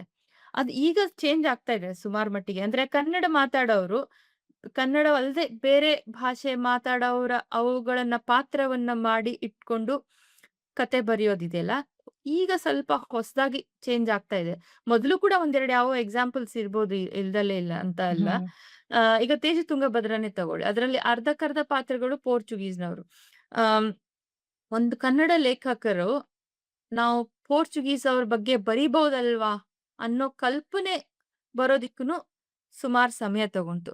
ಆದ್ರೆ ಇಂಗ್ಲಿಷಲ್ಲಿ ಯಾಕಂದ್ರೆ ಅದರ ವ್ಯಾಪ್ತಿ ಜಾಸ್ತಿ ಇರೋದ್ರಿಂದ, ಭಾಷೆ ಬೇರೆ ಕಡೆಯಿಂದ ಇಲ್ಲಿ ಬಂದಿರೋದ್ರಿಂದ, ಇಂಗ್ಲಿಷ್‌ನಲ್ಲಿ ಎಷ್ಟು ಬೇಕಾದಷ್ಟು ನಾವು ಇದೊಂದು ಇಂಗ್ಲಿಷ್ ಆಥರ್‌ನೇ ತಮ್ಮ ಕಥೆನ ಚೈನಾದಲ್ಲಿ ಇಟ್ಕೊಂಡು ಬರ್ದಿರ್ಬೋದು, ಸೌತ್ ಅಮೆರಿಕಾದಲ್ಲಿ ಹಾಕಿ ಬರ್ದಿರ್ಬೋದು, ಇಂಡಿಯಾದಲ್ಲಿ ಎಲ್ಲಿ ಬೇಕಾದಲ್ಲೂ ಹಾಕೋಬಹುದು. ಆ ಅದೊಂದು ಹ್ಮ್. ಮತ್ತೆ ಅದಕ್ಕೊಂದು ಕೊಲೋನಿಯಲ್ ಲೆಗಸಿ ಕೂಡ ಇದೆ. ಯಾಕಂದ್ರೆ ಇದು ನಮ್ಮ ಭಾಷೆ. ಅದರಿಂದ ಇಂಗ್ಲೆಂಡಿನವರು ಒಬ್ಬ ಲೇಖಕರು ಇಂಡಿಯಾ ಬಗ್ಗೆ ಬರಿಬೇಕಾದ್ರೆ ಅದು ಅವರ ಕಲ್ಪನೆ ಪ್ರಕಾರ, ಅವರ ಕೊಲೋನಿಯಲ್ ಗೇಜ್ ಪ್ರಕಾರ ಪಾತ್ರಗಳನ್ನ ಹಾಕೊಂಡು ಅವ್ರು ಮಾಡ್ಕೊಂಡಿರ್ತಾರೆ. ಅದು ನಿಜವಾದ ಗ್ರೌಂಡ್ ರಿಯಾಲಿಟಿ ಆಗಿರ್ಲಿಕ್ಕಿಲ್ಲ. ಅದಕ್ಕೋಸ್ಕರ ಮತ್ತೆ ಇದು ಎಂಪೈರ್ ರೈಟ್ಸ್ ಬ್ಯಾಕ್ ಅಂತೆಲ್ಲ ಒಂದು ಒಂದು ಒಂದು ಮೂವ್‌ಮೆಂಟ್ ಇದೆ. ಒಂದು ಆ ನಮ್ಮ ನೀವು ನಮ್ಮ ಕತೆಗಳನ್ನ ಹೇಳೋದು ಬೇಕಾಗಿಲ್ಲ. ನಮ್ಮ ಕತೆಗಳನ್ನ ನಾವು ಹೇಳ್ಕೊಳ್ತೀವಿ ಅನ್ನೋದಷ್ಟೇ ಅಲ್ಲ, ನಿಮ್ಮ ಕತೆಗಳನ್ನು ನಾವು ಹೇಳ್ಬಹುದು ಅನ್ನೋದು ಆ ಆ ಮೂವ್‌ಮೆಂಟ್ ಅಲ್ಲಿ ನಾವ್ ಇವಾಗ ಇದೀವಿ ಅಂತ ಅನ್ಸುತ್ತೆ. ಆ ಬಟ್ ಅದೇನು ಅಂತಂದ್ರೆ, ಈಗ ಲೈಕ್ ಈಗ ನೀವ್ ಹೇಳೋದಂಗೆನೆ, ಎಲ್ಲಿ ಬೇಕಾದ್ರೆ ಕೂತ್ಕೊಂಡು, ಈಗ ಚೀನಾದಲ್ಲಿ ಕೂತ್ಕೊಂಡು ಬೇಕಾದ್ರೆ ಯಾವ್ದೋ ಒಂದ್ ಕಥೆಯನ್ನ ಬರಿಬೋದು ಅಂತ ಹೇಳಿ ಒಂದು ಫ್ರೇಸ್ ಅನ್ನ ಯೂಸ್ ಮಾಡಿದ್ರು. ಸೊ ಮ ಈ ಇಂಗ್ಲಿಷ್ ರೈಟರ್ಸ್ ಗಳಿಗೆ ಇರುವಂತದ್ದು ಏನು ಅಂತ ಹೇಳಿದ್ರೆ, ತುಂಬಾ ದೊಡ್ಡ ಕಾಂಪಿಟಿಷನ್ ಅಂತಾನೆ ಹೇಳ್ಬೋದು ನನ್ ಪ್ರಕಾರ. ಯಾಕಂತಂದ್ರೆ ತುಂಬಾ ಜನ ಕ್ರೌಡ್ ಇದಾರೆ ಇಂಗ್ಲಿಷ್ ರೈಟರ್ಸ್ ಗಳು ಅಂತ ಹೇಳಿ ಬಂದಾಗ. ಸೊ ಹ, ಇಲ್ಲಿ ಕಾಂಪಿಟಿಷನ್ ಜಾಸ್ತಿ ಇದ್ದಾಗ, ಹ. ಹುಬ್ಬಳ್ಳಿಯಿಂದ ಬಂದಂತ ಒಬ್ಬಳು ಹೆಣ್ಮಗಳು ಈ ಸಮುದ್ರದಲ್ಲಿ ಈಜೋದು ಇದೆಯಲ್ಲ, it's not A small thing. So ತುಂಬಾ ಕಷ್ಟ. ಸೊ ಹೆಂಗ್ ಹೆಂಗ್ ನಿಂತನವನ್ನ ಹೆಂಗ್ ಉಳಿಸ್ಕೊಳ್ಳಿಕ್ಕೆ, ಹೇಗಿತ್ತ ಆ ಒಂದು ಸ್ವಿಮ್ಮಿಂಗ್ ಜರ್ನಿ ಅಂತ ಹೇಳಿ? ಹಾ, ಕಷ್ಟ ಅಂದ್ರೆ ನೋಡಿ, ಇದೆ ನಾನು ಇದನ್ನ ನಾನ್ ಕಾಂಪಿಟಿಷನ್ ಅನ್ಕೊಂಡು ಇದ್ರಲ್ಲಿ ನಾನ್ ಗೆಲ್ಬೇಕು, ನಾನು ಇದು ಮಾಡ್ಬೇಕು ಅಂತ ಅನ್ಕೊಂಡು ನಾನು ಮೊದ್ಲೇ ನೋಡಿದ್ರೆ ಅಂತ ಇರೋ ಸಮುದ್ರ ಎಷ್ಟು ದೊಡ್ಡದು ಅಂತ ನೋಡಿದ್ರೆ ಹೆದರ್ಕೊಂಡು ಬಿಟ್ಬಿಡ್ಬೇಕಷ್ಟೇ. ಆದ್ರೆ ನಾನು ಮಾಡಿದ್ದು ಅದಕ್ಕಲ್ವಲ್ಲ. ನನ್ಗ್ ಹ್ಮ್ ಖುಷಿ ಆಗೋದಕ್ಕೆ ನಾನ್ ಬರ್ದೆ. ಹ್ಮ್ ಹ್ಮ್ ಇನ್ನು ಹ್ಮ್ ಪಬ್ಲಿಷ್ ಆಗಿದೆ ಅಂದ್ರೆ ಓಕೆ. ಅದ್ರಲ್ಲಿ ಪಬ್ಲಿಷರ್ ಕೂಡ ಅದ್ರಲ್ಲಿ ಒಂದೇನೋ ಒಂದು ವ್ಯಾಲ್ಯೂ ಕಂಡಿದ್ದಾರೆ. ಇನ್ನು ಬರಿತಾ ಹ್ಮ್ ಹ್ಮ್ ಹೋಗ್ಬೇಕಷ್ಟೇ. ನನಗೆ ಕಾಂಪಿಟಿಷನ್ ನನಗ್ ನಾನೇನೆ. ನಾನು ಇನ್ನೊಬ್ರಕ್ಕಿಂತ ನಾನ್ ಚೆನ್ನಾಗಾಗ್ಬೇಕು ಅನ್ನೋಕ್ಕಿಂತ, ನಾನು ಕಳೆದ ವರ್ಷ ನಾನು ಹೇಗೆ ಬರಿತಿದ್ದೆ ಅದಕ್ಕಿಂತ ಈ ವರ್ಷ ಸ್ವಲ್ಪ ಬೆಟರ್ ಆಗಿ ಬರಿಬೇಕು ಅಂತ ನನಗೆ ನಾನೇ ಕಾಂಪಿಟಿಷನ್. ನಾನು ಅಷ್ಟೇ ಅಷ್ಟೇ ಹ್ಮ್ ಹ್ಮ್ ನನ್ ವಿಷನ್ ಅಷ್ಟೇ, ನನ್ನ ಇದು ಅಷ್ಟೇ. ಇನ್ನೊಬ್ರಕ್ಕಿಂತ ಅವ್ರು ಹ್ಮ್ ಹ್ಮ್ ಹಾಗೆ ಬರೀತಾರೆ, ಅವ್ರಕ್ಕಿಂತ ನಾನ್ ಬೆಟರ್ ಆಗ್ಬೇಕು, ನನಗೆ ಇದು ಸಿಗ್ಬೇಕು, ಪ ಮತ್ತೆಂತದು ದುಡ್ಡು ಸಿಗ್ಬೇಕು, ಪ್ರೈಸ್ ಸಿಗ್ಬೇಕು ಅಂತ ನಾನ್ ಮಾಡ್ತಾ ಕೂತ್ಕೊಂಡ್ರೆ, ಅದ್ರ ಆ ಸಿನ್ಸಿಯರಿಟಿ ಹೊರಟೋಗುತ್ತೆ, ಅದ್ರ ಖುಷಿ ಹೊರಟೋಗುತ್ತೆ. ಸೊ ನನಗೆ ಹ್ಮ್ ನಾನೇ ಹ್ಮ್ ಕಾಂಪಿಟಿಷನ್ ಆಗಿ ಇಟ್ಕೊಂಡು, ನಾನ್ ಬರ್ದಾಗೂ ಕೂಡ ನಾನ್ ಮೊದಲ ಸರ್ತಿ ನಾನ್ ಬ ಬ ಸಿಲ್ವಿಯಾ ಬರ್ದ್ ಮುಗ್ದಾಗ ಇದರಿಂದ ಏನಾಗತ್ತೆ ಅಂತ ಗೊತ್ತಿರ್ಲಿಲ್ಲ. ನಾನ್ ಏನ್ ಮಾಡ್ಲಿ? ನಾನು ನನ್ ಅಷ್ಟ್ರಲ್ಲಿ ನಾನು ಆಗ್ಲೇ ಸ್ವಲ್ಪ ಪಬ್ಲಿಷಿಂಗ್ ನನ್ಗೆ ಅನುವಾದದಿಂದಾಗಿ ನನ್ ಪಬ್ಲಿಷಿಂಗ್ ಹೌಸ್‌ದು ಪರಿಚಯ ಇತ್ತು. ಸೊ ಇದಕ್ಕೊಬ್ರು ಏಜೆಂಟು ಯಾರು ಅಂತ ನನ್ಗೆ ಗೊತ್ತಿರೋ ಏಜೆಂಟ್‌ಗೊಬ್ರು ಕಳ್ಸಿದೆ. ಅವ್ರು ಓಕೆ ಅಂತ ನಾನ್ ಕಳ್ಸಿ 1 ತಿಂಗಳದಲ್ಲೇ ನನ್ಗೆ 1 ತಿಂಗಳಲ್ಲಿ ನನ್ಗೆ ಅವ್ರೊಂದು ವೆಸ್ಟ್‌ಲ್ಯಾಂಡ್ ಅವ್ರು ನನ್ಗೆ ಒಂದು ಡೀಲ್ ಕೊಟ್ರು, ನಾವು ಪಬ್ಲಿಷ್ ಮಾಡ್ತೀವಿ ಅಂತ. ಸೊ ನನ್ಗೆ ಆಶ್ಚರ್ಯನೇ ಆಯ್ತು ಮೊದಲ್ನಲ್ಲಿ, ಒಪ್ಪಿದ್ರಲ್ಲ ಅಂತ. ಮತ್ತೆ ಒಂದ್ ಸರ್ತಿ ಆದ್ಮೇಲೆ ಒಂದು ಕಾನ್ಫಿಡೆನ್ಸ್ ಬರತ್ತೆ. ಇನ್ನು ನಾನು ನನ್ನ ಭಾಷೆ, ಇದು ನನ್ನ ಸ್ಟೋರಿ ನಾನ್ ಬರಿತಾ ಹೋಗ್ತೀನಿ. ಇನ್ನದೇನಾಗುತ್ತೋ ಆಗುತ್ತೆ. ಬರ್ದಾದ್ ನನ್ ಕೈಯಿಂದ ಹೊರಟೋದ್ಮೇಲೆ ಇನ್ನು ನನ್ ಕೈಯಲ್ಲೇನಿಲ್ಲ ಅದು. ಆಮ್, ಹಾಗೆ ಕಾಂಪಿಟಿಷನ್ ಅಂದ್ರೆ ನನಗ್ ನಾನೇ ಕಾಂಪಿಟಿಷನ್ ಹೊರತಾಗಿ ನಾನು ಇನ್ನೊಬ್ಬರ ಜೊತೆ ನಾನು ಕಾಂಪೀಟ್ ಮಾಡಕ್ ಹೋಗಲ್ಲ. ಅದರಿಂದ ಓಕೆ. ಸ್ವಲ್ಪ ನಾವು ಪ್ರಿಸರ್ವ್ ಮಾಡ್ಕೋಬಹುದು ನಮ್ಮನ್ನ ನಾವೇ. ಸೊ ನನಗೆ ಇನ್ನೊಂದು ದೊಡ್ಡ ಏನು ಕ್ಯೂರಿಯಾಸಿಟಿ ಪ್ಲಸ್ ನನ್ನಲ್ಲಿ ಸದಾ ಇರುವಂತ ಪ್ರಶ್ನೆ ಇದು. ಹ್ಮ್. ಇಂಗ್ಲಿಷ್ ಆಥರ್ಸ್ ಗಳ ಅಪಿಯರೆನ್ಸ್ ಯಾಕೆ ಡಿಫ್ರೆಂಟ್ ಆಗಿದೆ ಕಂಪೇರ್ ಟು ಕನ್ನಡ ಆಥರ್ಸ್ ಅಂತ ಹೇಳಿ. ಸೊ ಮೋಸ್ಟ್ ಆಫ್ ನಾನ್ ನೋಡಿದಾಗ ಏನಾಗುತ್ತೆ ಅಂದ್ರೆ, ಓಕೆ, ನೋಡಿದಾಗನೇ ಗೊತ್ತಾಗುತ್ತೆ, ಓಕೆ ಇವರು ಇಂಗ್ಲಿಷ್ ರೈಟರ್ ಆಗಿರಬಹುದು, ಅವ್ರು ಮಾತನಾಡೋ ಶೈಲಿ ಆಗಿರ್ಬೋದು, ಅವ್ರ appearance especially salt and pepper ಈಗ ಟ್ರೆಂಡ್ ಶುರು ಆಗಿದೆ ಹಂಗೆ ಅಂತ ಅನ್ಸುತ್ತೆ. ಯಾಕಂದ್ರೆ ಮೋಸ್ಟ್ ಆಫ್ ದ ಆಥರ್ಸ್ ಅವ್ರು ಅದೇ ತರ ಇರ್ತಾರೆ, salt and pepper hair style ಅಲ್ಲ, ಅಂದ್ರೆ ಒಂಥರ ಡಿಫ್ರೆಂಟ್ ಅಪಿಯರೆನ್ಸ್ ಇರುತ್ತೆ ಅಂತ ಹೇಳ್ಬೋದು. ಏನ್ ಹ್ಮ್. ಇದಕ್ಕೆ ಕಾರಣ? ಹ್ಮ್. ನೀವ್ ನಾನು ಆಕ್ಚುಲಿ ಲುಕ್ಸ್ ನೀವು ಆಕ್ಚುಲಿ ಚೆನ್ನಾಗಿ ಕಾಣಿಸ್ತಿದ್ದೀರಾ. ಸೊ ತುಂಬಾ ಡಿಫ್ರೆಂಟ್ ಆಗಿ ಕಾಣಿಸ್ತಿದ್ದೀರಾ. ಆಹ್, ನಾನು ಜನರಲ್ ಆಗಿ ಇನ್ನೊಬ್ರದ್ದು ನನಗ್ ಗೊತ್ತಿಲ್ಲ ಏನ್ ಯಾಕೆ ಹಾಗಿರ್ತಾರೆ ಅಂತ, ಅಥವಾ ಇವ್ರು ಹಾ ಆಹ್, ನನ್ಗನ್ಸೋ ಮಟ್ಟಿಗೆ ಈಗ ಕನ್ನಡ ರೈಟರ್ಸ್ ಕೂಡ ಯಾರು ಹಾಗೆ ತುಂಬಾ ಈ ತರ ಟ್ರೆಡಿಷನಲ್ ಆಗಿರ್ತೀವಿ ಅಂತ ಆ ತರದವ್ರು ಯಾರು ಇಲ್ಲ ಅಂತ ಅನ್ಸುತ್ತೆ, ಗೊತ್ತಿಲ್ಲ.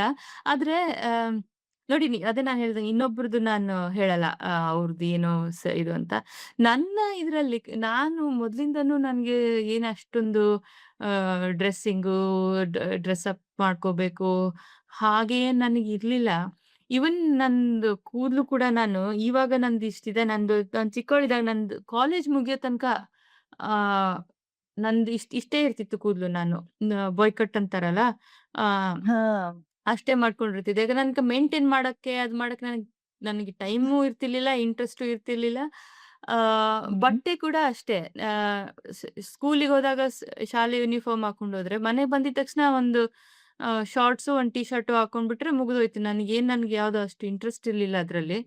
ಆ ಹ್ಮ್ ನಮ್ಮಮ್ಮ ಯಾವ್ದಕ್ಕೋ ಫಂಕ್ಷನ್‌ಗೆ ಹೋಗಕ್ಕೆ, ಮದ್ವೆಗೆ ಹೋಗಕ್ಕೆ ಅಂತ ವರ್ಷಕ್ಕೆ ಒಂದು ಡ್ರೆಸ್ ಕೊಡಿಸ್ತಿದ್ರು. ಏನಾದ್ರೂ ಫಂಕ್ಷನ್ ಇದ್ರೆ ಇದು ಹಾಕೊಂಡ್ ಬರ್ಬೇಕು ಅಂತ. ಬಿಟ್ರೆ ಅದ್ರಲ್ಲಿ ನನ್ಗೆ ನನಗೆ ಹಾಗಾಗಿ ಮೊದ್ಲಿಂದಾನು ನನಗೇನು ಅದು ಏನೋ ನನ್ಗೆ ಯಾರಾದ್ರೂ ಊರಿಂದ ಬಂದ್ರೆ ಒಂದ್ ₹10 ಕೊಟ್ಟು ಹೋಗ್ತಾ ಇದ್ರು. ಯಾರ್ ನೆಂಟ್ರು ಬಂದ್ರೆ ಒಂದ್ ₹20 ಕೊಟ್ಟು ಹೋಗ್ತಾ ಇದ್ರು. ಅದೆಲ್ಲ ಸೇರ್ಸಿ ನನ್ಗೆ ಯಾವಾಗಾದ್ರೂ ದೊಡ್ಡ ಊರಿಗೆ ಹೋದ್ರೆ ಪುಸ್ತಕ ತಗೊಂಡ್ ಬರೋದು. ಹೀಗಾಗಿ ಅಷ್ಟೇ. ಡ್ರೆಸ್ಸು, ಗಿಸ್ಸು ಏನು ನನಗೆ ಮೊದ್ಲು ಇರ್ಲಿಲ್ಲ. ನಾನು ಕೂದ್ಲು ಆಹ್, ಕಾಲೇಜ್‌ನಲ್ಲಿ ಇರೋ ತನಕ ನಾನು ಅಲ್ಲೊಬ್ರು ಪಾರ್ಲರ್ ಆಂಟಿ ಇದ್ರು. ಅವ್ರ ಹತ್ರ ₹20 ಕೊಟ್ಟು ಹೇರ್ ಕಟ್ ಮಾಡಿಸ್ಕೊತಿದ್ದೆ. ಆಮೇಲೆ ಕೆಲ್ಸ ಹುಡುಕಕ್ಕೆ ಅಂತ ಪೂನಾಕ್ ಹೋದೆ. ಅಲ್ಲಿ ಹೇರ್ ಕಟ್‌ಗೆ ₹300 ಅಂದ್ರು. ನನ್ನತ್ರ ದುಡ್ಡು ಇರ್ತಿರ್ಲಿಲ್ಲ ಅಷ್ಟೊಂದು. ಇನ್ನೂ ಕೆಲ್ಸ ಹುಡುಕ್ತಾ ಇದ್ದೆ. ಇದು ₹20 ಮಾಡಿಸೋ ಹೇರ್ ಕಟ್ ನಾನು ₹300 ಕೊಟ್ಟು ಆವಾಗ ಇದು ಐ ಆಮ್ ಟಾಕಿಂಗ್ ಅಬೌಟ್ 2005 20 ವರ್ಷದ ಹಿಂದೆ. ಈಗ ಇನ್ನೂ 1,000 ಆಗಿರ್ಬೋದು ಹೇರ್ ಕಟ್ ಕಾಸ್ಟ್ ನನ್ಗೆ ಗೊತ್ತೇ ಇಲ್ಲ. ಅದಕ್ಕೆ ಕಟ್ ಮಾಡ್ಸೋದು ಬಿಟ್ಬಿಟ್ಟೆ. ಆಹ್, ಹ್ಮ್, ಹ್ಮ್. ದುಡ್ಡಿಲ್ಲ ಅಂತ. ಕೂದಲು ಹಿಂಗೆ ಸ್ವಲ್ಪ ಕರ್ಲಿ ಆಗಿ ಬಂದು, "ಓಹ್! ಚೆನ್ನಾಗಿ ಕಾಣಿಸ್ತಿದೆ" ಅಂತ ಹೇಳಿದ್ರು ನನ್ನ ಫ್ರೆಂಡ್ಸ್ ಎಲ್ಲ. ಹಾಗಾಗಿ ಬಿಟ್ಬಿಟ್ಟೆ. ಕಟ್ ಮಾಡ್ಸೋದು ಬಿಟ್ಬಿಟ್ಟೆ. ಸೊ ಹೀಗೆ ನನ್ಗೆ ಓಕೆ. ಇ ಈವನ್ ಜ್ಯುವೆಲ್ಲರಿದು ನನಗೇನೋ ಆ ತರ ನನ್ಗೆ ಅಂದ್ರೆ ಹೀಗೆ ಸಿಂಪಲ್ ಆಗಿದ್ರೆ ಒಳ್ಳೇದು. ಇಲ್ದಲ್ಲೇ ಇರೋರು ತುಂಬಾ ಇದು ಅಂತ ಹಾಗೂ ಇಲ್ಲ ನನ್ ತಲೆಲಿ ಆ ಕಡೆ ಯೋಚನೆನೇ ಹೋಗಲ್ಲ. ಆಮ್, ಬಟ್ಟೆ ಕಂಫರ್ಟಬಲ್ ಆಗಿರ್ಬೇಕು, ನೀಟ್ ಆಗಿರ್ಬೇಕು. ಅಷ್ಟು ಬಿಟ್ರೆ ನನಗೆ ಆ ಕಡೆ ನನಗೆ ನಂದು ನಾನು ಹೇಳ್ಕೊಳ್ತಾ ಇದ್ದೀನಿ. ಹಾಗೆ ಈ ಬೇರೆ ರೈಟರ್ಸ್‌ದು ಇರ್ಬೋದೋ ಏನೋ ನನ್ಗೆ ಗೊತ್ತಿಲ್ಲ. ಅಂದ್ರೆ ನನಗೇನನ್ಸ್ತು ಅಂದ್ರೆ, ಅವ್ರು ಆ, ಓದಿದಂಥ ಯಾವ್ದೋ ಒಂದು ರೈಟಿಂಗ್ ಅಲ್ಲಿ ಬಂದಂತ ಕ್ಯಾರೆಕ್ಟರ್‌ನ ಇನ್‌ಫ್ಲುಯೆನ್ಸ್ ಏನಾದ್ರೂ ಇರುತ್ತಾ? ಅಥವಾ ಗೊತ್ತಿಲ್ಲ. ಅಂದ್ರೆ ಇರ್ಬೋದು. ನೋವೆಲಲ್ಲಿ ಬರುವಂತ ಕ್ಯಾರೆಕ್ಟರ್. ಹ್ಮ್. ನೋಡಿ ನಾವು ನಮ್ಮ I think we are all Frankenstein's monsters. ಅಂದ್ರೆ we are made up of parts of everything that we see around us. Um, read, influence ನಮ್ಮನ್ನ ಇನ್ಫ್ಲುಯೆನ್ಸ್ ಮಾಡತ್ತೆ ಅವೆಲ್ಲ ನಮ್ಮ ಒಳಗಡೆ ಬಂದಿರ್ತವೆ. ನಾವು ನೋಡಿ ಗಮನ ಕೊಟ್ಟು ಎಷ್ಟು ಅನಲೈಸ್ ಮಾಡಿರ್ತೀವೋ ಇಲ್ಲೋ ಗೊತ್ತಿಲ್ಲ. ಹಾಗೆ ಇರ್ಬೋದು ನಾವು ಓದಿರೋದ್ರಲ್ಲಿ ಅಥವಾ ತುಂಬಾ ಆಳವಾಗಿ ಓದಿರೋರು ಸ್ವಲ್ಪ ಒಂದು ಲೈಫಿಂದ ಒಂದು ಡಿಟ್ಯಾಚ್‌ಮೆಂಟ್, ಒಂದು ಆಬ್ಜೆಕ್ಟಿವ್ ಡಿಸ್ಟೆನ್ಸ್ ಅಂತ ಬೆಳೆಸ್ಕೊಂಡ್ರೆ ಅನ್ಸುತ್ತೆ ಬೋತ್ ಅವರು ಜಾಸ್ತಿ ಫ್ಯಾಷನ್ ಗೀಷನ್ ಬಗ್ಗೆ ತಲೆ ಕೆಡಿಸ್ಕೊಳ್ಳಲ್ಲ ಅಂತ ಇರ್ಬೋದೇನೋ ನನ್ಗ್ ಗೊತ್ತಿಲ್ಲ. ಬಟ್ ನಾನ್ ಸ್ವಲ್ಪ ಹ್ಮ್, ಹ್ಮ್. ಯಾವಾಗಿದ್ರು ಸ್ವಲ್ಪ ಡಿಸ್ಟ್ರಾಕ್ಟೆಡ್ ಆಗೇ ಇರ್ತೀನಿ. ಹಾಗಾಗಿ ನನಗೆ ಅಷ್ಟೊಂದು ಮತ್ತೆ ಇನ್ನೊಂದೇನಂದ್ರೆ ಈಗ unlike am, performance artist am musicians ಆಗಿರ್ಬೋದು ಅಥವಾ ಥಿಯೇಟರ್ ಆಕ್ಟರ್ಸು ಅಥವಾ ಫಿಲ್ಮ್ ಆಕ್ಟರ್ಸೇ ಆಗಿರ್ಬೋದು. ಅವ್ರಿಗೆ ತಮ್ಮ ಆಡಿಯನ್ಸ್ ಜೊತೆ ಒಂದು ಕನೆಕ್ಟ್ ಬೇಕಾಗತ್ತೆ. ಆ ಹ್ಮ್. ಅವರ ಅಪಿಯರೆನ್ಸ್ ಕೂಡ ಅವರ ಇಡೀ ಪರ್ಫಾರ್ಮನ್ಸ್‌ದೊಂದು ಭಾಗ. ಅವ್ರಿಗೊಂದು ಅವ್ರಿಗೇನೋ ಹೆಂಗೆ ಡ್ರೆಸ್ ಮಾಡ್ಕೋಬೇಕು ಅಂತ. ರೈಟರ್ಸ್‌ಗೆ ಅದಿಲ್ವಲ್ಲ. ನನಗೆ ಆಸ್ ಎ ರೈಟರ್ ನನಗೆ ನನ್ನ ಪುಸ್ತಕದಿಂದ ನಾನು 2 ಹೆಜ್ಜೆ ಹಿಂದೆನೇ ಇರಬೇಕು. ನನ್ನ ಮುಖ ಪುಸ್ತಕ ನನ್ಗೆ ನನ್ನ ರೀಡರ್‌ಗೆ ಇರೋ ಇಂಟರ್‌ಫೇಸ್ ಅಂದ್ರೆ ಆ ಪುಸ್ತಕ. ನಾನ್ ಬರ್ದಿರೋದು ಓದ್ಲಿ. ನಾನು ಐ ಶುಡ್ಂಟ್ ಮ್ಯಾಟರ್. ಹಾಗಾಗಿ ಹ್ಮ್, ಹ್ಮ್. ನನಗೇನು ಅಷ್ಟೊಂದು ನನಗೆ ಅಟೆನ್ಷನ್ ಬೇಕು ಅಂತ ನನ್ಗನ್ಸಲ್ಲ. ಬಟ್ ನೀವೀಗ ಹೋದಾಗ ನನಗಿದು ಹ್ಮ್. ಕ್ಯೂರಿಯಾಸಿಟಿ ಕ್ವೆಶ್ಚನ್ ಕೇಳಿದಲ್ಲ. ಸೊ ಈಗ ಆ, ರೈಟರ್ಸ್‌ದು ಥಾಟ್ ಪ್ರೊಸೆಸ್ ಹೆಂಗಿರತ್ತೆ ಅಂತ. ಈಗ ಪ್ರೆಸೆಂಟ್ ನೀವು ಕೇಳಿದೀರಾ. ಸೊ ಅಲ್ಲಿಯ ಹ್ಮ್, ಕಲ್ಚರ್ ಆಗಿರ್ಬೋದು, ಅಲ್ಲಿಯ ಜನರು ಆಗಿರ್ಬೋದು, ಅಲ್ಲಿಯ ಫುಡ್ ಸ್ಟ್ರಕ್ಚರ್ ಆಗಿರ್ಬೋದು. So hmm. As A common people ನಾವ್ ನೋಡೋ ರೀತಿಗೂ ಆಸ್ ಎ ರೈಟರ್ ಆಗಿ ನೀವು ನೋಡುವಂತ ರೀತಿಗೂ ತುಂಬಾ ಡಿಫರೆನ್ಸ್ ಇರ್ಬೋದು ನನ್ ಪ್ರಕಾರ. ಅಥವಾ ಸೇಮಾ? ಹೇಗಿರತ್ತೆ ಅಂತ ಹೇಳಿ? ನಾನು ಒಂದೇನು ಒಬ್ಸರ್ವ್ ಮಾಡಿದೀನಿ ಅಂದ್ರೆ, ನಾನು ರೈಟಿಂಗ್ ಶುರು ಮಾಡ್ಕೊಂಡಾಗಿಂದ, ನನಗೆ ಎಲ್ಲಿ ಹ್ಮ್. ಹೋದಲ್ ಬಂದಲ್ಲೂ ಜಾಸ್ತಿ ನನಗೆ ಮಾತಾಡಕ್ಕೆ, ಪಾರ್ಟಿಸಿಪೇಟ್ ಮಾಡಕ್ಕೆ ಇಷ್ಟ ಇರಲ್ಲ. ಯಾಕಂದ್ರೆ ನಾನು ಒಂದ್ ಸ್ವಲ್ಪ ಹಿಂದೆ ಸರ್ಕೊಂಡು ಎಲ್ರನ್ನೂ ಅಬ್ಸರ್ವ್ ಅದು ಬೇಕು ಅಂತ ಅಲ್ಲ ಅದು ಅನ್ಕಾನ್ಷಿಯಸ್ ಆಗಿ ಆಗ್ತಾ ಇರತ್ತೆ. ಹ್ಮ್. ಯಾಕಂದ್ರೆ ಇವ್ರನ್ನ ಒಂದು ಕ್ಯಾರೆಕ್ಟರ್ ಮಾಡ್ಬೋದಾ ನನ್ ಕಥೆಯಲ್ಲಿ ನೆಕ್ಸ್ಟ್ ಸ್ಟೋರಿಯಲ್ಲಿ ನನ್ನ ನೆಕ್ಸ್ಟ್ ಹ್ಮ್. ಸ್ಟೋರಿ ಪ್ರಜ್ಞೆ ಅದ್ರಲ್ಲಿರೋ ಇದ್ರಲ್ಲಿ ಬಂದ ಬೆಕ್ಕುನು ಅದೇ ತರನಾ ಹೇಗೆ? ನನ್ನತ್ರ ಒಂದ್ ಬೆಕ್ಕಿತ್ತು. ಹೇಗೆ? ಒಂದು ಕಪ್ಪು ಬಣ್ಣದ ಬೆಕ್ಕು. ಹಾ, ಹಾಗೆ ಹಾ. ನೆಕ್ಸ್ಟ್ ನಿನ್ನ ಕಥೆಯಲ್ಲಿ ಬರೋ ಮೇನ್ ಕ್ಯಾರೆಕ್ಟರ್ ಪ್ರಜ್ಞಾ ತರ ಕನ್ನಡಕ ಹಾಕೊಂಡಿರ್ತಾರೆ. ಏನೋ ಅಂತ ಹಿಂಗೆಲ್ಲ ಹಿಂಗೆ ಅದು ನಾನು ಓಕೆ. ಅನ್ಕಾನ್ಷಿಯಸ್ ಆಗಿ ಅಬ್ಸರ್ವ್ ಮಾಡ್ತಾ ಹೋಗ್ತೀನಿ. ಹಾಗಾಗಿ ನನಗೆ ಜಾಸ್ತಿ fly hmm. On the wall ಅಂತಾರಲ್ಲ, ಸುಮ್ನೆ ಹಿಂದೆ ಸೇರ್ಕೊಂಡು ಗೋಡೆ ಮೇಲೆ ಇರೋ ನೊಣ ತರ ನನ್ನನ್ನು ಯಾರು ನೋಡಿರ್ಬಾರ್ದು. ನಾನು ಎಲ್ರನ್ನು ನೋಡ್ತಾ ಇರ್ಬೇಕು. ಹಾಗೆ. ಚೆನ್ನಾಗಿತ್ತು ಆಕ್ಚುಲಿ ಹೇಳೋದು. ನೋಡ ಈಗ ತುಂಬಾ ತುಂಬಾ ಹುಷಾರಾಗಿರ್ಬೇಕು ಈಗದಲ್ಲಿ. ಯಾಕಂದ್ರೆ ಈಗ ಕೈಗೂ ಸಿಗಲ್ಲ. ಹೌದು. So finally other than this ಅಂದ್ರೆ ರೈಟಿಂಗ್ ಕ್ಷೇತ್ರವನ್ನ ಬಿಟ್ಟು ಹ್ಮ್. ಮೈತ್ರಿ ಅವರು ಫ್ರೀ ಟೈಮ್ ಅಂತ ಸಿಕ್ಕಿದ್ರೆ ಏನ್ ಮಾಡ್ತೀರಾ ಅಂತ ಹ್ಮ್. ಹೇಳಿ? ಈಗ ಜಾಸ್ತಿ ನನಗೆ ಫ್ರೀ ಟೈಮ್ ಸಿಗೋದು ಇಲ್ಲ. ನಾನು ಪಿಎಚ್‌ಡಿ ಮಾಡ್ತಾ ಇದ್ದೀನಿ ಹ್ಮ್. ಯುಕೆನಲ್ಲಿ. ಆಮ್, ಸ್ವಲ್ಪ ಕೆಲಸದ ಒತ್ತಡ ಜಾಸ್ತಿ ಇದೆ. ಇದು ನಾನು ಮಾಡ್ತಾ ಇರೋದು ಕ್ರಿಯೇಟಿವ್ ರೈಟಿಂಗ್ ಪಿಎಚ್‌ಡಿ. ಅದು ಪ್ರಾಕ್ಟಿಸ್ ಬೇಸ್ಡ್ ಪಿಎಚ್‌ಡಿ ಹ್ಮ್. ಅಂತ. ಸೊ ನಾನು ಓಕೆ. ಇದಕ್ಕೆ ನಾನು ಪಿಎಚ್‌ಡಿ ನನ್ನ ಥೀಸಿಸ್‌ದು 80% ನನ್ನ 80% ಭಾಗ ನನ್ನ ಪಿಎಚ್‌ಡಿದು ಒಂದು ಕಾದಂಬರಿ ಬರಿಬೇಕು. So, okay. ಆಮ್, ಹ್ಮ್. ಅಲ್ದಲ್ಲೇ ಇರೋ ನೆಕ್ಸ್ಟ್ 20% ಅಲ್ಲಿ ಥೀಸಿಸು ಬರಿಬೇಕು. ಸೊ, ಹ್ಮ್. ಸೊ ಸ್ವಲ್ಪ ನಂದು ರಿಸರ್ಚ್‌ಗೆ ನನ್ಗೆ ಅದರಲ್ಲೇ ಟೈಮ್ ಜಾಸ್ತಿ ಹೋಗ್ತಾ ಇದೆ. ಸೊ ನಾನೀಗ ಬೇರೆ ಬೇರೆ ಏನು ಮಾಡಕ್ಕೆ ನನ್ನ ಅಡ್ಗೆ ಮಾಡ್ಕೊಂಡು ಊಟ ಮಾಡೋದು, ನಂದು ರೂಮ್ ಕ್ಲೀನ್ ಮಾಡ್ಕೊಳ್ಳೋದು ಬಿಟ್ರೆ ನನ್ಗೆ ಬೇರೆ ಟೈಮ್ ಇಲ್ಲ. ಆ ಬಟ್ ಆದಷ್ಟು ನಾನಿರೋ ಜಾಗ ತುಂಬಾ ಚೆನ್ನಾಗಿದೆ. ಔಟ್‌ಡೋರ್ಸ್ ಎಲ್ಲ ತುಂಬಾ ಚೆನ್ನಾಗಿ ಸೊ ಹಾಗಾಗಿ ಒಂದು 10 ಕಿಲೋಮೀಟರ್, 20 ಕಿಲೋಮೀಟರ್ ಕಾಡಲ್ಲಿ ನಡ್ಕೊಂಡೋಗಿ ಹೈಕಿಂಗು, ಮತ್ತೆ ಟೈಮ್ ಸಿಕ್ಕಾಗ ಸ್ವಲ್ಪ ಸ್ವಿಮ್ಮಿಂಗು, ಹೀಗೇನಾದ್ರೂ ಆದಷ್ಟು ಯಾಕಂದ್ರೆ ಇಡೀ ದಿವಸ ಹೆಚ್ಚು ಕಡಿಮೆ ನಾನು ಡೆಸ್ಕಲ್ಲೇ ಕುತ್ಕೊಂಡಿರ್ತೀನಿ, ಓದಕ್ಕೋ, ಬರಿಯಕ್ಕೋ ಹ್ಮ್. ಅಂತ. ಸೊ ಟೈಮ್ ಸಿಕ್ಕಾಗೆಲ್ಲ ಸ್ವಲ್ಪ ಆದಷ್ಟು ಫಿಸಿಕಲ್ ಆಕ್ಟಿವಿಟಿ ಮಾಡಕ್ ನೋಡ್ತಾ ಇರ್ತೀನಿ. ಸ್ವಿಮ್ಮಿಂಗು, ಹೈಕಿಂಗು ಅಂತ. ಓಕೆ.